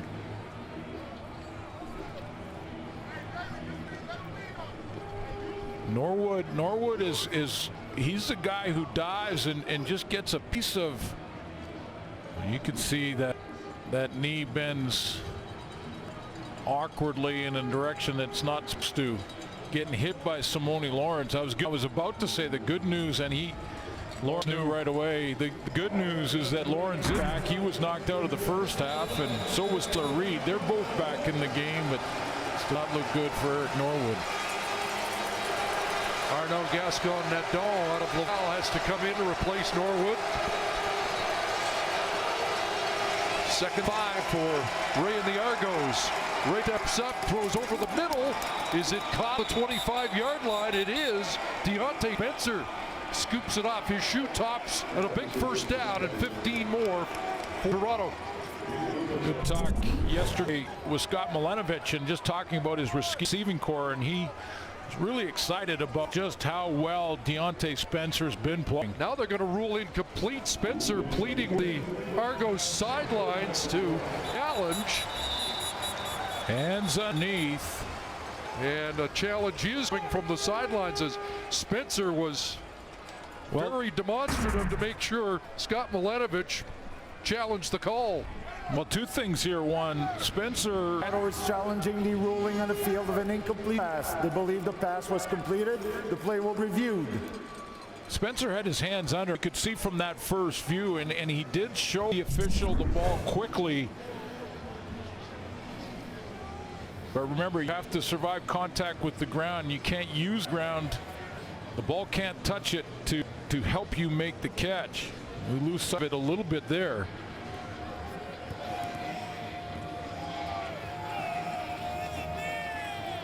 Hands underneath. Official who might have blocked out thought it was trapped. Has to be conclusive to a return, but that shows the hands right there. The hands are underneath, so it's the hands that hit the ground, hit the turf. This is the one angle you haven't seen yet, that reverse angle. And watch how quickly he shows the official. He had his hands underneath and it was not touching the ground. Shows it right there. Looks like edge to me.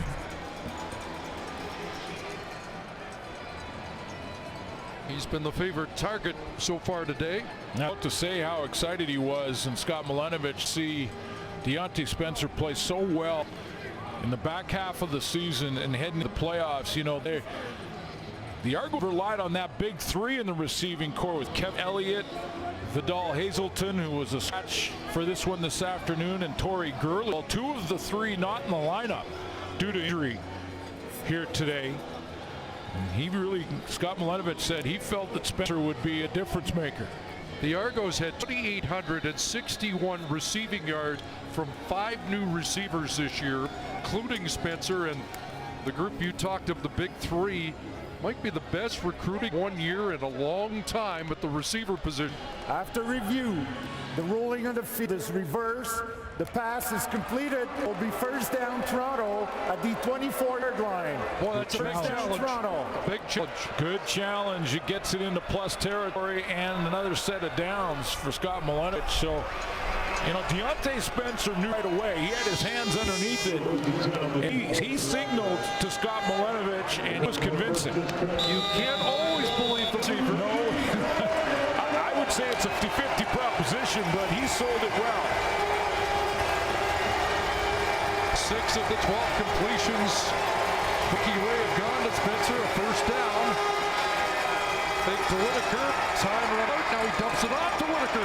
Got some room, and Brandon Whitaker breaks a tackle, has a first down, and steps out at the tie at 9. 15 for Brandon Whitaker. This is recognition, first of all, from Ricky Ray, because he's going to get Brandon Whitaker to help out in pass protection first. But the one thing Ray knows is that if he has to go to his dump down, his relief valve, it's going to be Whitaker. Now, Whitaker right now is going to block, and then he kind of just releases. Ray runs out of time, but because he understands the offense top bottom, he knows he's got that guy just in case. First to go. Short drop. First two options not there.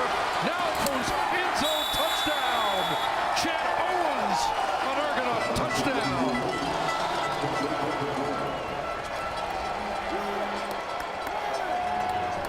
Well, Ricky Ray went through his feet that time and found the target.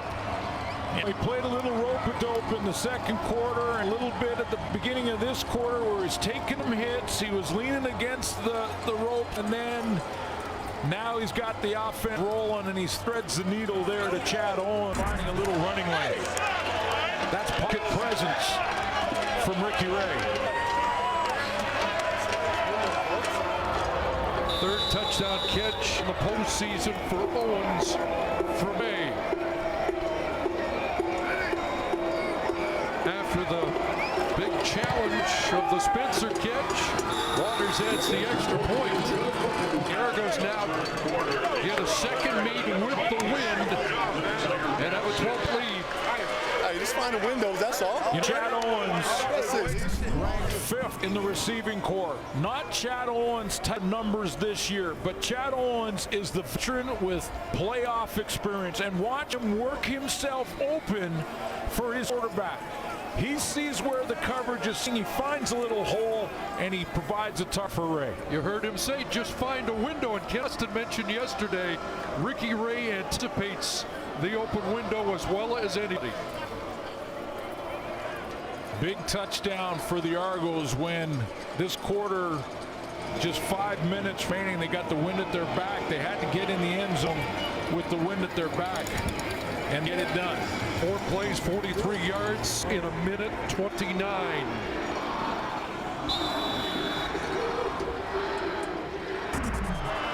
Putting a little more pressure on the home team.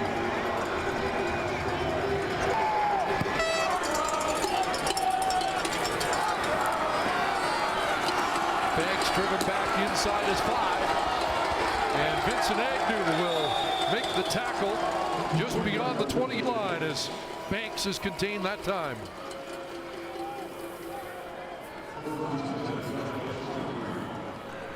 There was a hit. Martin Wright on the special teams coverage for the Argos. That's a wedge return, Chris, where Brandon Banks trying to get up in behind this wedge. Watch 75 for the Toronto Argonauts down here and bust this wedge right in the front of your screen. He blows it up right there. D lineman covering kicks. Jeremiah Mazzoli back in at quarterback. Hand up to C.J. Gable. And Gable, tough man to bring down as this is the 25. You're taking a look at Ken Austin's decision here now. He's got 2 quarterbacks that aren't seeing it and not accurate in the passing games. Tommy Condell and Ken Austin have probably been talking and said, listen, with Jeremiah Mazzoli, at least we've got a run threat. And if both quarterbacks are struggling, both these young quarterbacks throwing the ball, maybe we can get done on the ground. They got to manufacture some offense here. Ticats stuck on 1 first down here, second half. 2nd and 4, push run. Mazzoli steps up, and Jeremiah Mazzoli will run first down up at the 34-yard line. And that's what they have right now, and they're going to try and milk that as much as they can. Quick passing game, go back to the original game plan, at least get the legs of Mazzoli going here and see if that can break it down. He makes a nice move in the open field. 8th run, 47 rushing yards for Mazzoli on the day. First down up at the 34. Quick hitter to Taekwon Underwood, and Underwood able to keep the legs churning to get another first down up at the 45. The other thing they have as a threat that Tommy Condell could possibly go to is 2 in the backfield.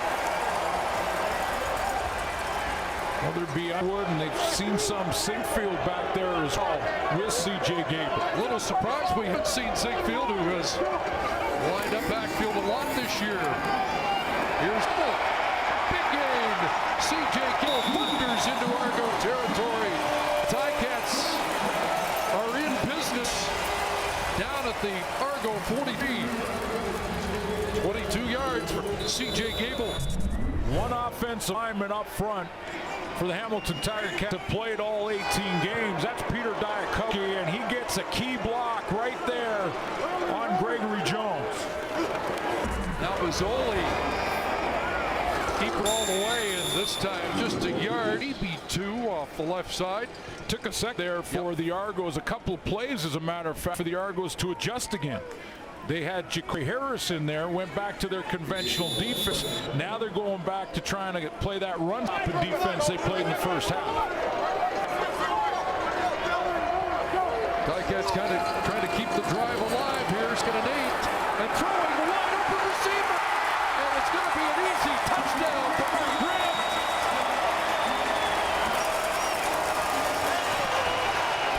Game on.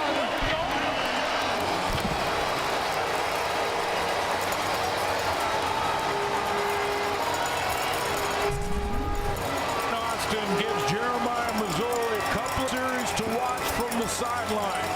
They go back to their original game plan and once again reestablish their run game. And I think with just a bust or a defensive back that fell down and slipped in the back for the Argonauts, Bakari Grant wide open.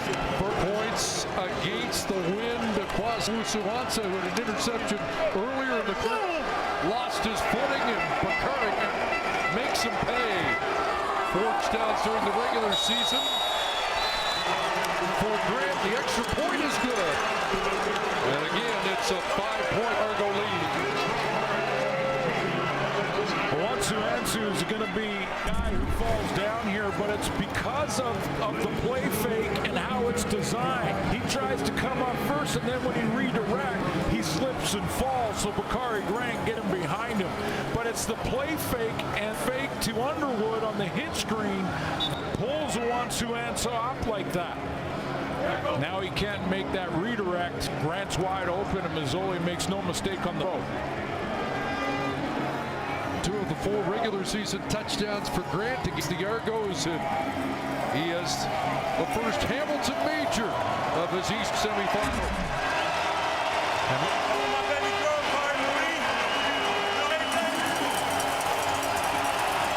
That's energized the folks here at Tim Hortons Field.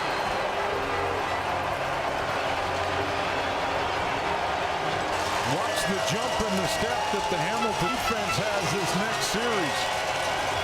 All of a sudden, they've got hope again in their quarterback.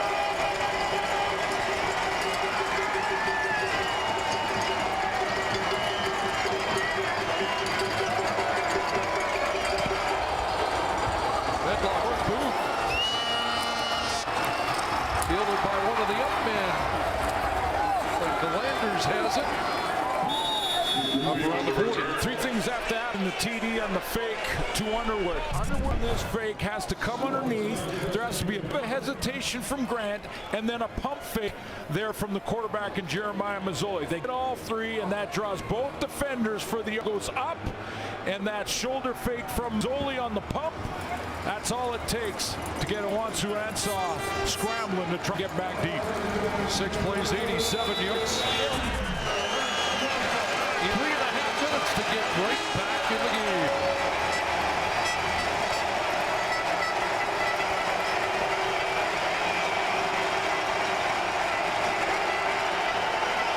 Argos start at 41, double tight ends. He has a wide open receiver, a flank down. That's Bates who scrambles down to the Ticat 50 to find out what the penalty's all about. Phil Bates is an interesting story at University of Ohio. Illegal contact and receiver. Hamilton number 0. Penalties decline. First down. 20-yard pickup for Bates. Will stand. Quarterback in college and running back. And played a little receiver as well. And a guy that Ricky likened to us yesterday as it looks like a tight end. Big tart. 3rd game. Ray with some time now running out of it. And he'll get it down, but falls forward for a few yards. Down around the 46. He's been hit a few times, but as this game has gone on, midway through this 3rd quarter, that old line for the Toronto Argonauts. You get your 2 ends standing up high there, and remember, no Eric Norwood. 2nd and 7. Underneath it goes, and the catch is made for a first down. And Anthony Coombs has another catch.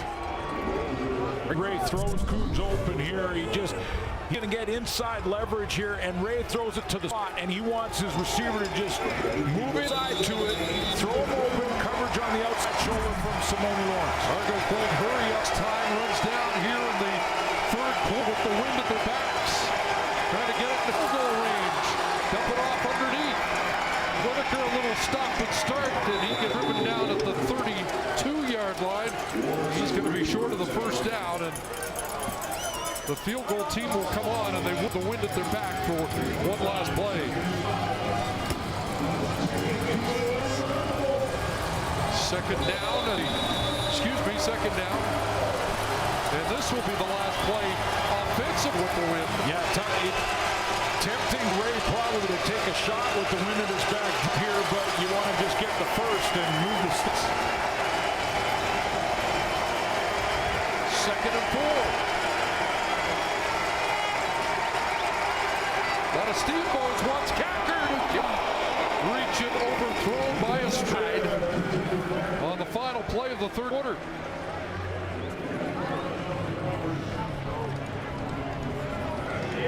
So now Scott Milanovich has a decision. Does he kick a 40-yard field goal in the wind or leave the offense on the field? We'll find out when we come back through 3 quarters. Argos have an 18-13 lead in the Eastern Semi.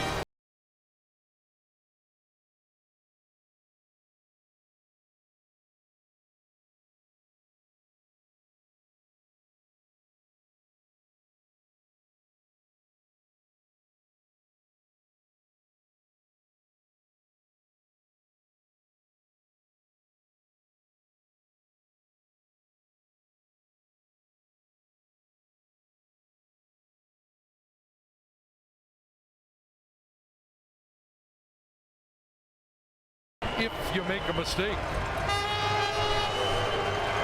Or you've got some bigger guys in your field goal protecting team that would have to cover if Waters misses. As mentioned, the wind's been a factor, but not big as some games here at Timbers Field this year. Waters has missed it. And Banks will field, but is he coming out or not? Puts a knee down, so it's just one. A 6-point lead for Toronto as we start the fourth quarter. Let's head down to the sidelines. An injury update from Matthew Shinetti. Guys, just an update on Eric Norwood. He came to the sidelines immediately after he was taken off. They looked at his right knee. He was a lot of discomfort. They immediately put ice on it and crutches, and he went to the Ticats locker room. Guys. Big loss. One of the top defensive ends in the league. What kind of momentum does Jeremiah Mazzoli and Ticats offense have off that last possession? Starting at their 35, wind at their back. Mazzoli guns it.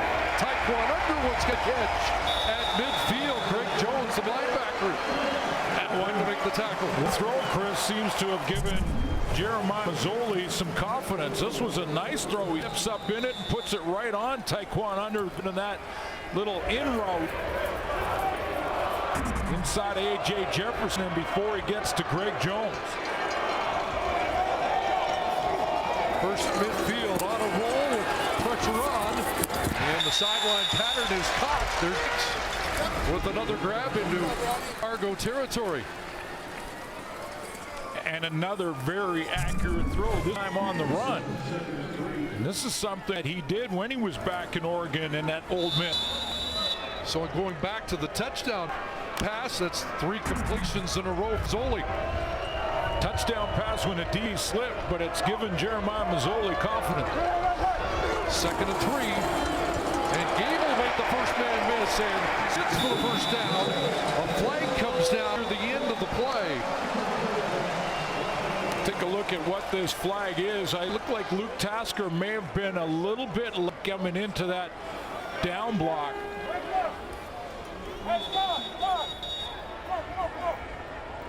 Prior to yards being gained, holding, number 84, 10-yard penalty. It remains second.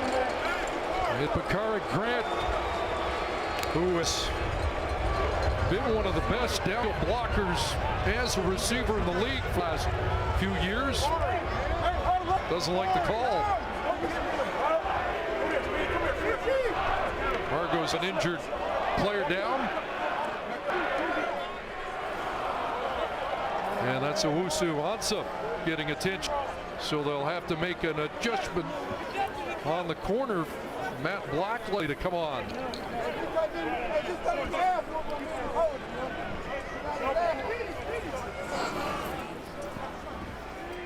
And there is Black, who will play the field corner. Take a look at Bakari Grant. He's right here, right on the hash mark, just outside the hash mark on the illegal block. Well, he's grabbing Isaiah Green. That was the illegal block penalty. Luke Tasker made the key block to spring the run.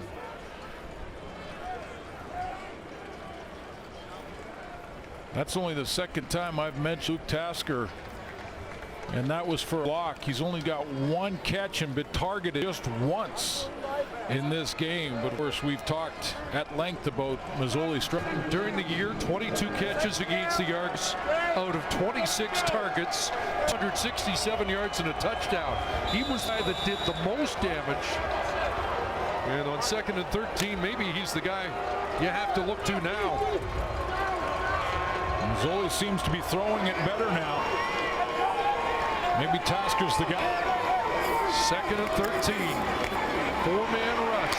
Mazzoli does some dancing and takes off. And he'll step out at mid, well short. In fact, doesn't get back to the line of scrimmage. This is a little sign, though, of just lack of experience, because he had so much time on that play. Once he did bounce outside, you know, once he bounces outside, he can get back behind the line of scrimmage, and he's got a chance to really make things happen with his arm now. See, he rushes it. Now, if you stop it there, he's got time. He backs up here. He can still come down the field from there. Headlock with the punt, bouncing down around the 10-yard line. And the Argos return it to the 15. It's a 45-yard punt. Ricky's got a 6-point lead going against the wind. Probably needs more.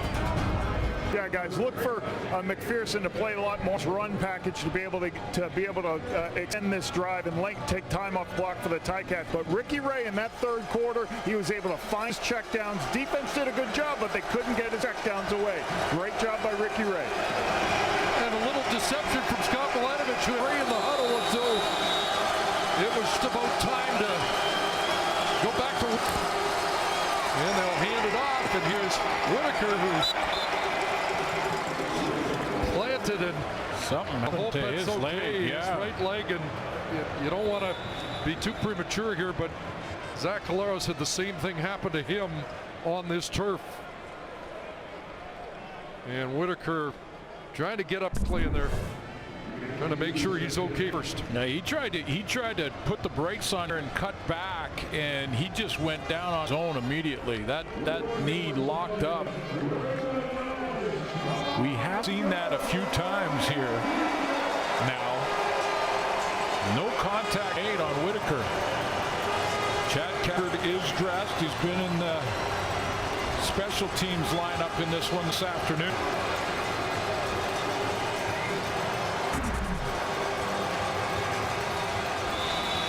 So Whitaker limps up a gain of 1, 2nd and 9, and Ray's back in.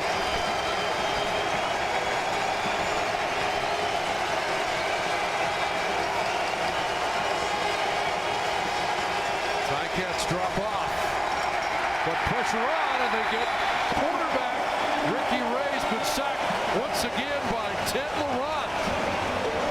Well, he is almost impossible to stop. I mean, Ted Laurent gets a push here, and I don't care if you're an all-pro year after year after year, and Jeff Keeping's as good as it gets at center in the league right now. He gets on his roller skates and cannot stop Ted Laurent. He just drives back into the pocket, and Ricky Ray goes down. Loss of 9. Waters stands in the end zone. Does Scott Milanovich give up 2? Banks awaiting a Argo 42-yard line. Yeah, you got to do it. And the 2 points conceded. It's a 4-point Argo lead. Ted Laurent with a big defensive play, and there's Zach Columbus upstairs celebrating that defensive play. Justin Pilardi to Goff after the safety conceded. And he'll have to re-tee football. Pilardi just handling kickoffs today. Helped save Swayze Waters' leg, who has had leg issues for the last months. Brandon Somebody's going to have to hold this. Yeah, they're going to have their safety hold it. Brandon Banks has moved up to his own 40-yard line, basically, because Argo kicking into this strong wind and seems to have become a little stronger here in this fourth quarter.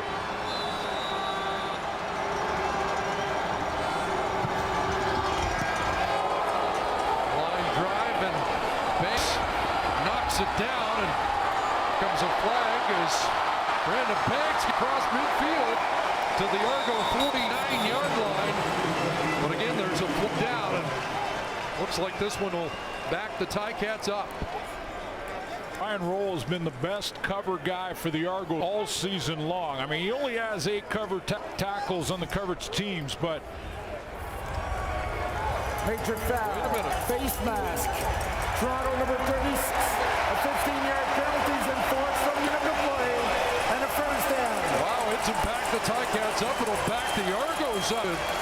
Hamilton's already in scoring position. They were excited to get Brian Roll back, a guy that Scott Milanovich said electrifies the bench with his play on the teams, but he gets called for a face mask. Yeah. Good return, just got better. An excellent position for Jeremiah Mazzola.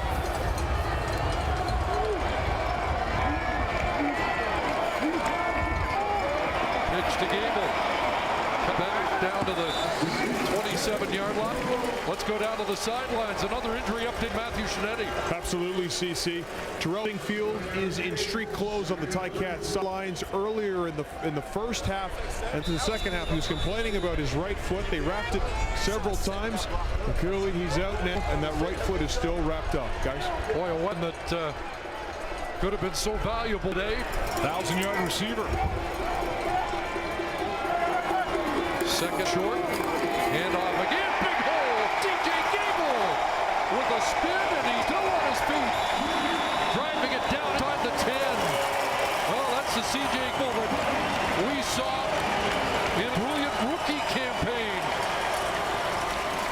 18-yard run.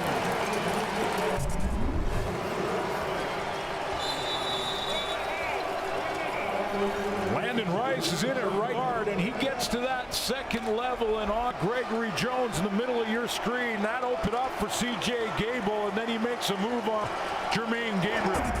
70 yards for Gable on the ground. First and goal. It's only quarterback draw. And down to the 3-yard line. Greg Jones saves the touchdown along help from the safety, Jermaine Gabriel. That time, Jones didn't have to deal with a guy like Landon Rice. He didn't have an offensive lineman in his face to work to this tackle and stop Jeremiah Zola before he got to the end zone. If you can get a lineman onto the second goal, you can get a run play going. Second goal from the 2.5. Hand off inside, Gable, second effort. And he gets down inside the 1, but it's going to be third and goal at the 1. And a decision for Ken Austin.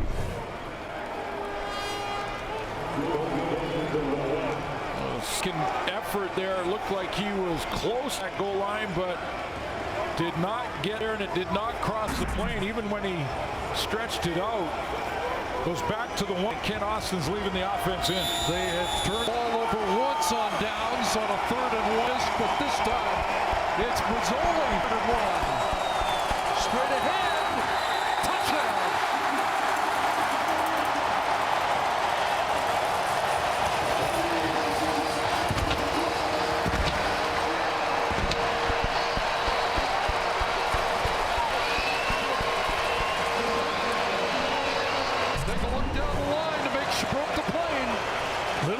hesitation of Mazzoli initially, and then gets going forward momentum. Greenwood at the top again, but again, the second effort, this is a point. You saw him extend the hand with the football to put the plane when it initially had been stopped. He lost the handle of that ball too, but not until after he broke the play. So the Ticats have the lead.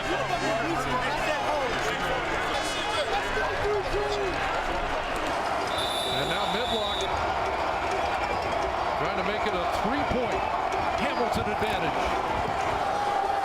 Got it.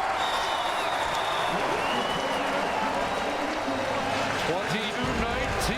The Ticats have the lead. After the safety, they drive it in on 3rd and 1. Kinston celebrates a tie by 3 midway through the 4th quarter. What a finish like we had in the CIS yesterday. How about those games? Congratulations to Montreal, BC, Guelph, and St. FX. Packard on the return to the 30. And now the Argos have to score the win. I don't think there's any Hamilton Tiger Cat fans that are going to mistake Jeremiah Mazzoli for Zach Collaros anytime soon, but he's a different quarterback playing with a lot more force, getting that run game going. Some Siege Gable in that drive. Mazzoli running. He's throwing with more authority, more confidence since through that touchdown pass to the Picard into the wind. And since he was in for a couple series. Good near the Argos. Brandon Whitaker back to the game, and a hand off to Whitaker. Gets it outside. Andrew Whitaker close to a first down. Tackle on the play by Courtney Stephen. You got to believe that Brandon Whitaker is gutting it up right now. I mean, that didn't look good when he went down in the last series. And he looked like he was making controlled breaks here. He wasn't running, I don't think, with as much acceleration as we're normally seeing. In fact, I see a little bit of a limp. He must be gutting it out to stay out there. But it's that time of year. Wasn't up for a first down at the 42. Reaver first to the wide side. They fake to Winter, and Ray on a roll. Ricky Rick pulls it down and lunges across the 50. Close to another first down. Don't see that often from number 15. You don't, but it starts with the play action fake to Brandon Whitaker. That influences both Lawrence and Taylor Reed, and then he gets outside. Ken Austin said yesterday that don't be surprised when Ricky Ray runs around and buys time. Never gets credit for that, but he does it pretty well, and that was a first down. And plunges ahead for the first down and short yardage. But good things to say in respect for the quarterback that Kent Austin was facing here this afternoon. But they're going to go with the jump group up front as Wayne Smith has checked, and Chad Owens comes to the sidelines.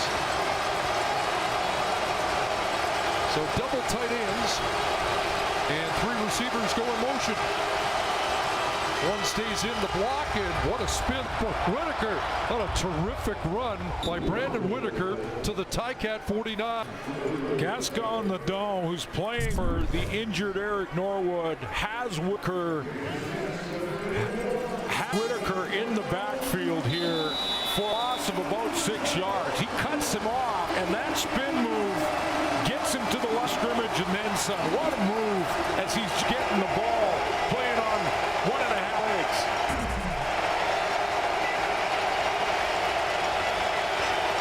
Second and about 3.5.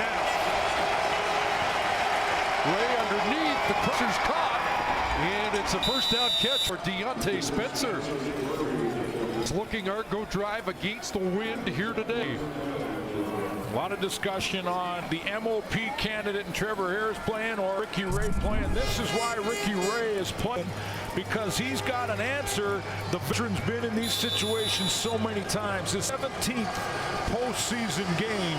The accuracy on that throw, bang on, and Spencer a little banged up after the tackle.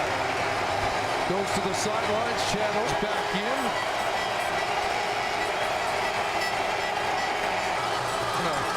will flare out into the flat. Oh, breaks a tackle. Coming back again. The wave, and he's going to lose yards. Back at the 47, he hit west when he, or east when he had to hit north. Yeah, he might have had a yard or two gain if he just lower shoulder pads and went forward, but I'm sure Scott Milanovic will allow a guy like Chad Owens to be creative if he wants to, and sometimes that means you'll take a loss. Loss of 4, 2nd and 14. Outside field goal range at the moment. Waters missed from 40. It's the win to start this fourth quarter.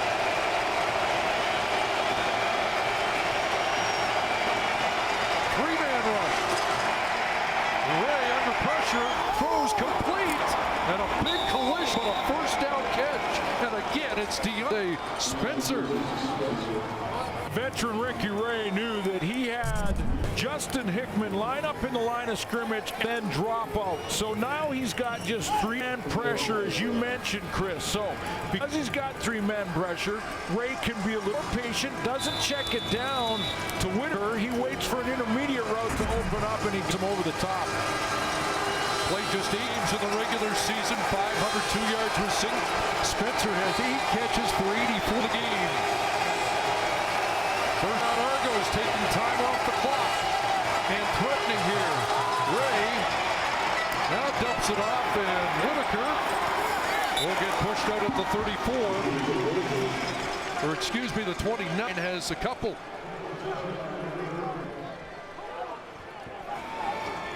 Ricky Ray now over 200 yards passing in the game.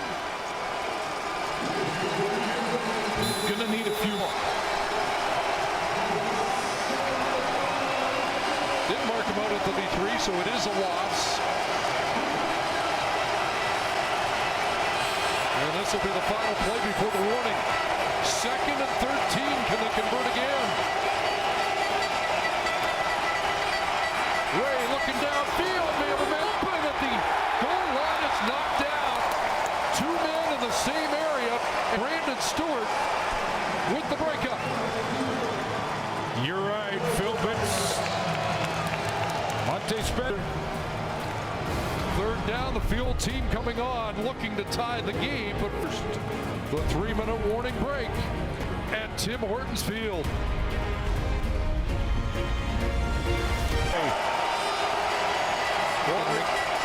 Waters with the second shot from 40. This time to tie it. And he's missed again. The wind takes it wide. And Banks is bringing it out. And gets beyond the 10-yard line. So 2 key misses by Watts from the same distance against the wind. And it's still a 3-point game. Injuries have plagued Swayze Waters the last third of the season. Let's take a look at the hold from Trevor Harris. That was excellent.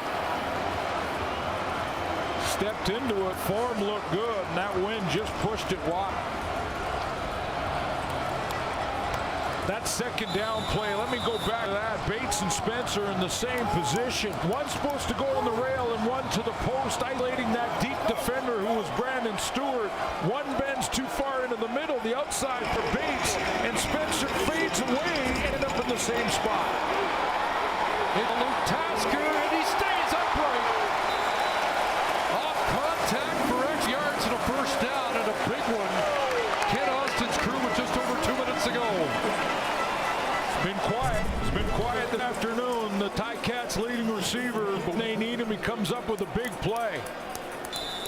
That hitch, a nice block from Barry Grant. Spin move there off contact. Good yards after the catch from Luke Tasker. First down up at the 23-yard line. Casey Creed's defense needs to stop now. And off the right side. Up around the 30-yard line, sets up a big 2nd and 3, 4. Well, even if the Ticats convert here, Casey Creed and Toronto. The Argos just call a timeout. I'm sure Scott Milanovich wants to consult with his defensive coordinator. At this point, you've got to load box, put everybody up on the line of scrimmage, and dare Jeremiah Mazzoli to throw the ball behind you to beat you here. They've got to get stopped, and they've got to stop the run to do it and make those tackles.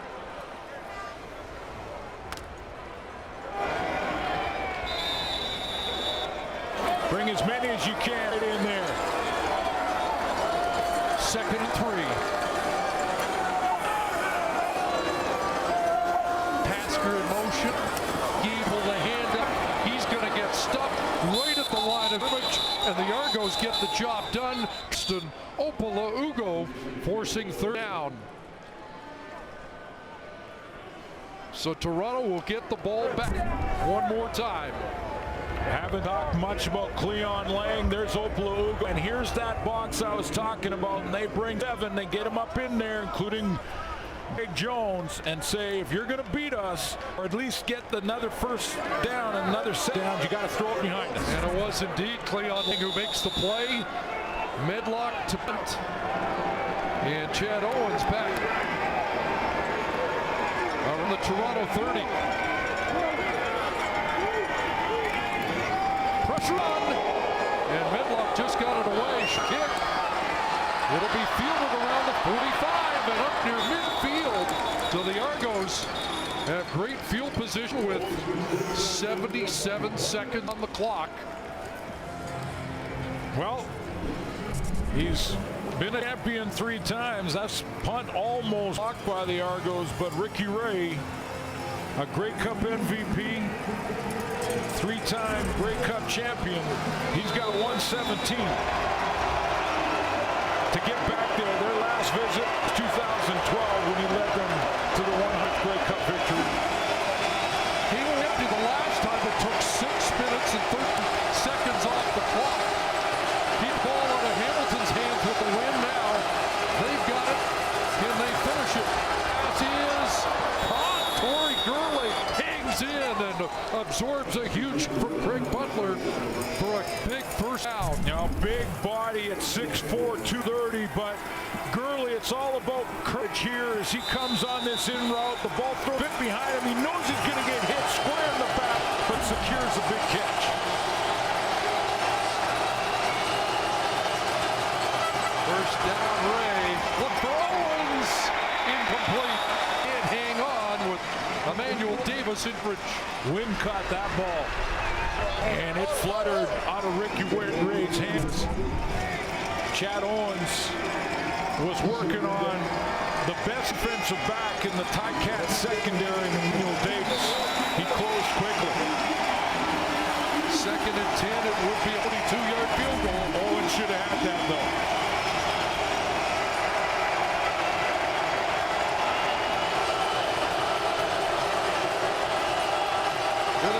Safety blitz. Who gets it away, but fortunate that fell incomplete. Nearly interested as the Heat put pressure on Ray. And now Waters has got to be good from 42, 43 yards out. This is the A gap between the center and the guard. And Craig Butler, the safety, times his blitz perfectly so that Jeff Keep can't pick him up. That causes the problems, and they're going to have to try and get it to him here.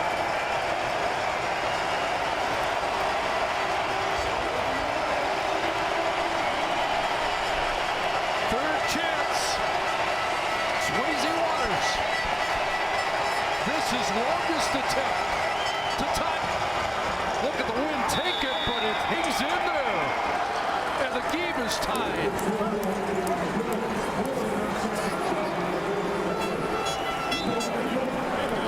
Time on the clock, Ticats, but Scott Milanovich's crew fights back to tie it.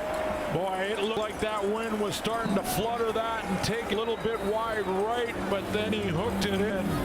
You mentioned the longest one and tied it up. That's a bit of a relief. That's a bit of a relief. As the pitcher tells 1,000 words there for Swayze Waters.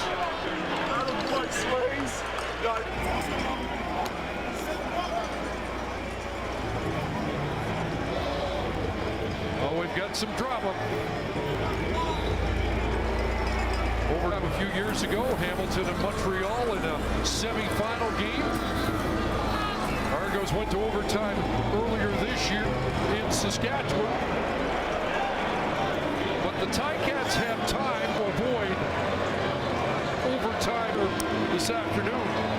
They do. And do the Argos away from Brandon Banks right now? An 88-yard Rouge for Waters will win in the third quarter. Looming large now. Nope. Brandon Banks from his 15. And does outside, but runs out of room on the sidelines. Walker was there. Jeremiah Mosley. 43 seconds on the clock. Medlock is hit from 55 today.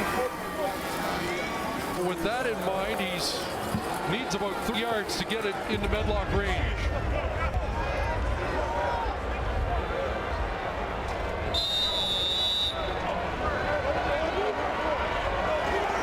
But you can't make a mistake being too aggressive, can you? Take the end around, the screen of the gable. And a big hit there after the first down at the 43-yard line. Yeah, you're Chris. I mean, there's a little balancing act going on right now. Tommy Condell calls a nice play out of the gate in this drive with 3 seconds left to go to that screen. Hamilton. Now the Ticats call their timeout. Great call for a couple reasons. One, it can set down Jeremiah Mazzoli, who's just in his first start this year, second start in his career in the CFL, and now he's got 43 seconds at the start of this drive to try and win this playoff game. Start him out with the screen to CJ Gabriel. I love that call. Just thinking at crunch time like this, 83, Indy Fantus has been so big in the past. 1 catch, no yards for Fantus on the day. First down, Ticats. Into the flat it goes. Taquan Underwood. Flag is down, and is that going to be roughing Nasser? And will that get it for field goal range? Well, if it is, it's almost a field goal range. Major foul. Rough the passer. Yep. Toronto number 79. 10-yard penalty. First down. Martin Wright draws the ball, and that'll put the Ticats where they need to be. Take a look. He goes in around, he just falls, and you have to control your body. Even if you're tripping or stumbling, he goes low. Jeremiah Mazzoli, that flag has got to be thrown. He doesn't like it, but that's only can't hit the quarterback's low. Now they go double tight, and they'll likely not throw the ball again. And off inside, Gable down to the 36.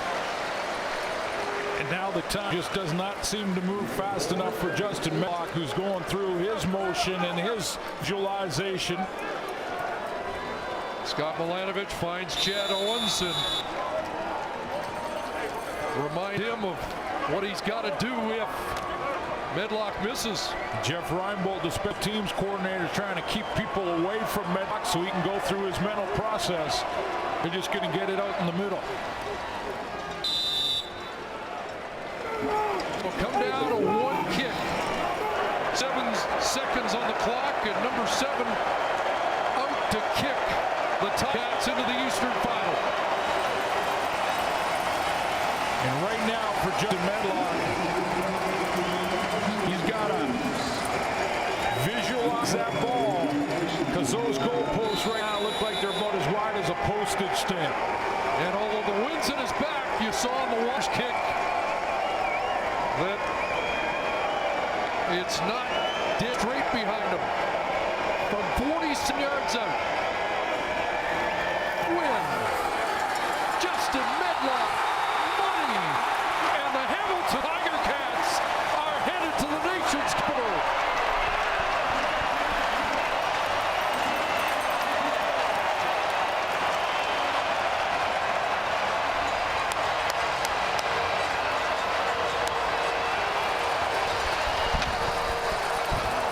Still alive with a chance. Cats on a third consecutive berth in the Grey Cup.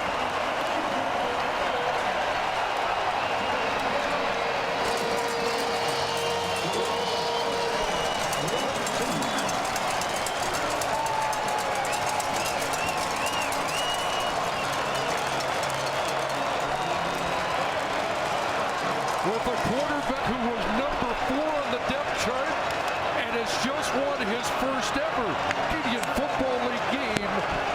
Kingston wins a postseason game with Jeremiah Mazzoli.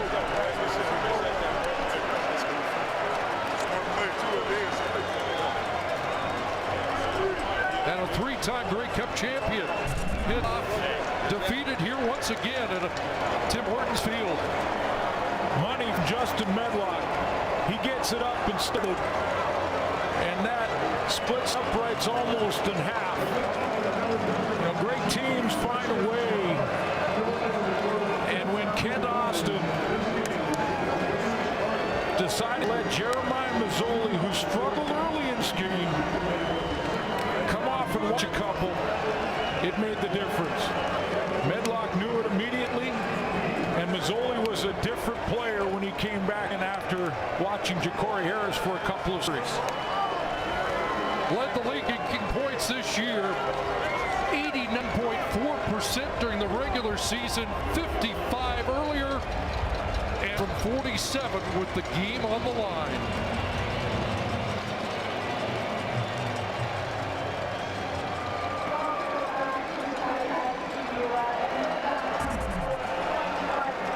Seven straight completions to wrap up game for Jeremiah Mazzoli. Time now for the Titan Player of the Game, brought to you by Nissan, the official vehicle of the Canadian Football League. I'll give the assist to his coach for allowing him to settle down on the sideline a little bit, but when Jeremiah Mazzoli came back, he was a different player, played with more focus, kept to his strength, which to run first, but he started to make some big holes. One against the wind to Bakari Grant for a touchdown. The second half was a big one. That's the Grant touchdown. So Jeremiah Mazzoli in his first start of the season in this playoff game, the comeback win. He's our Nissan Titan Player of the Game.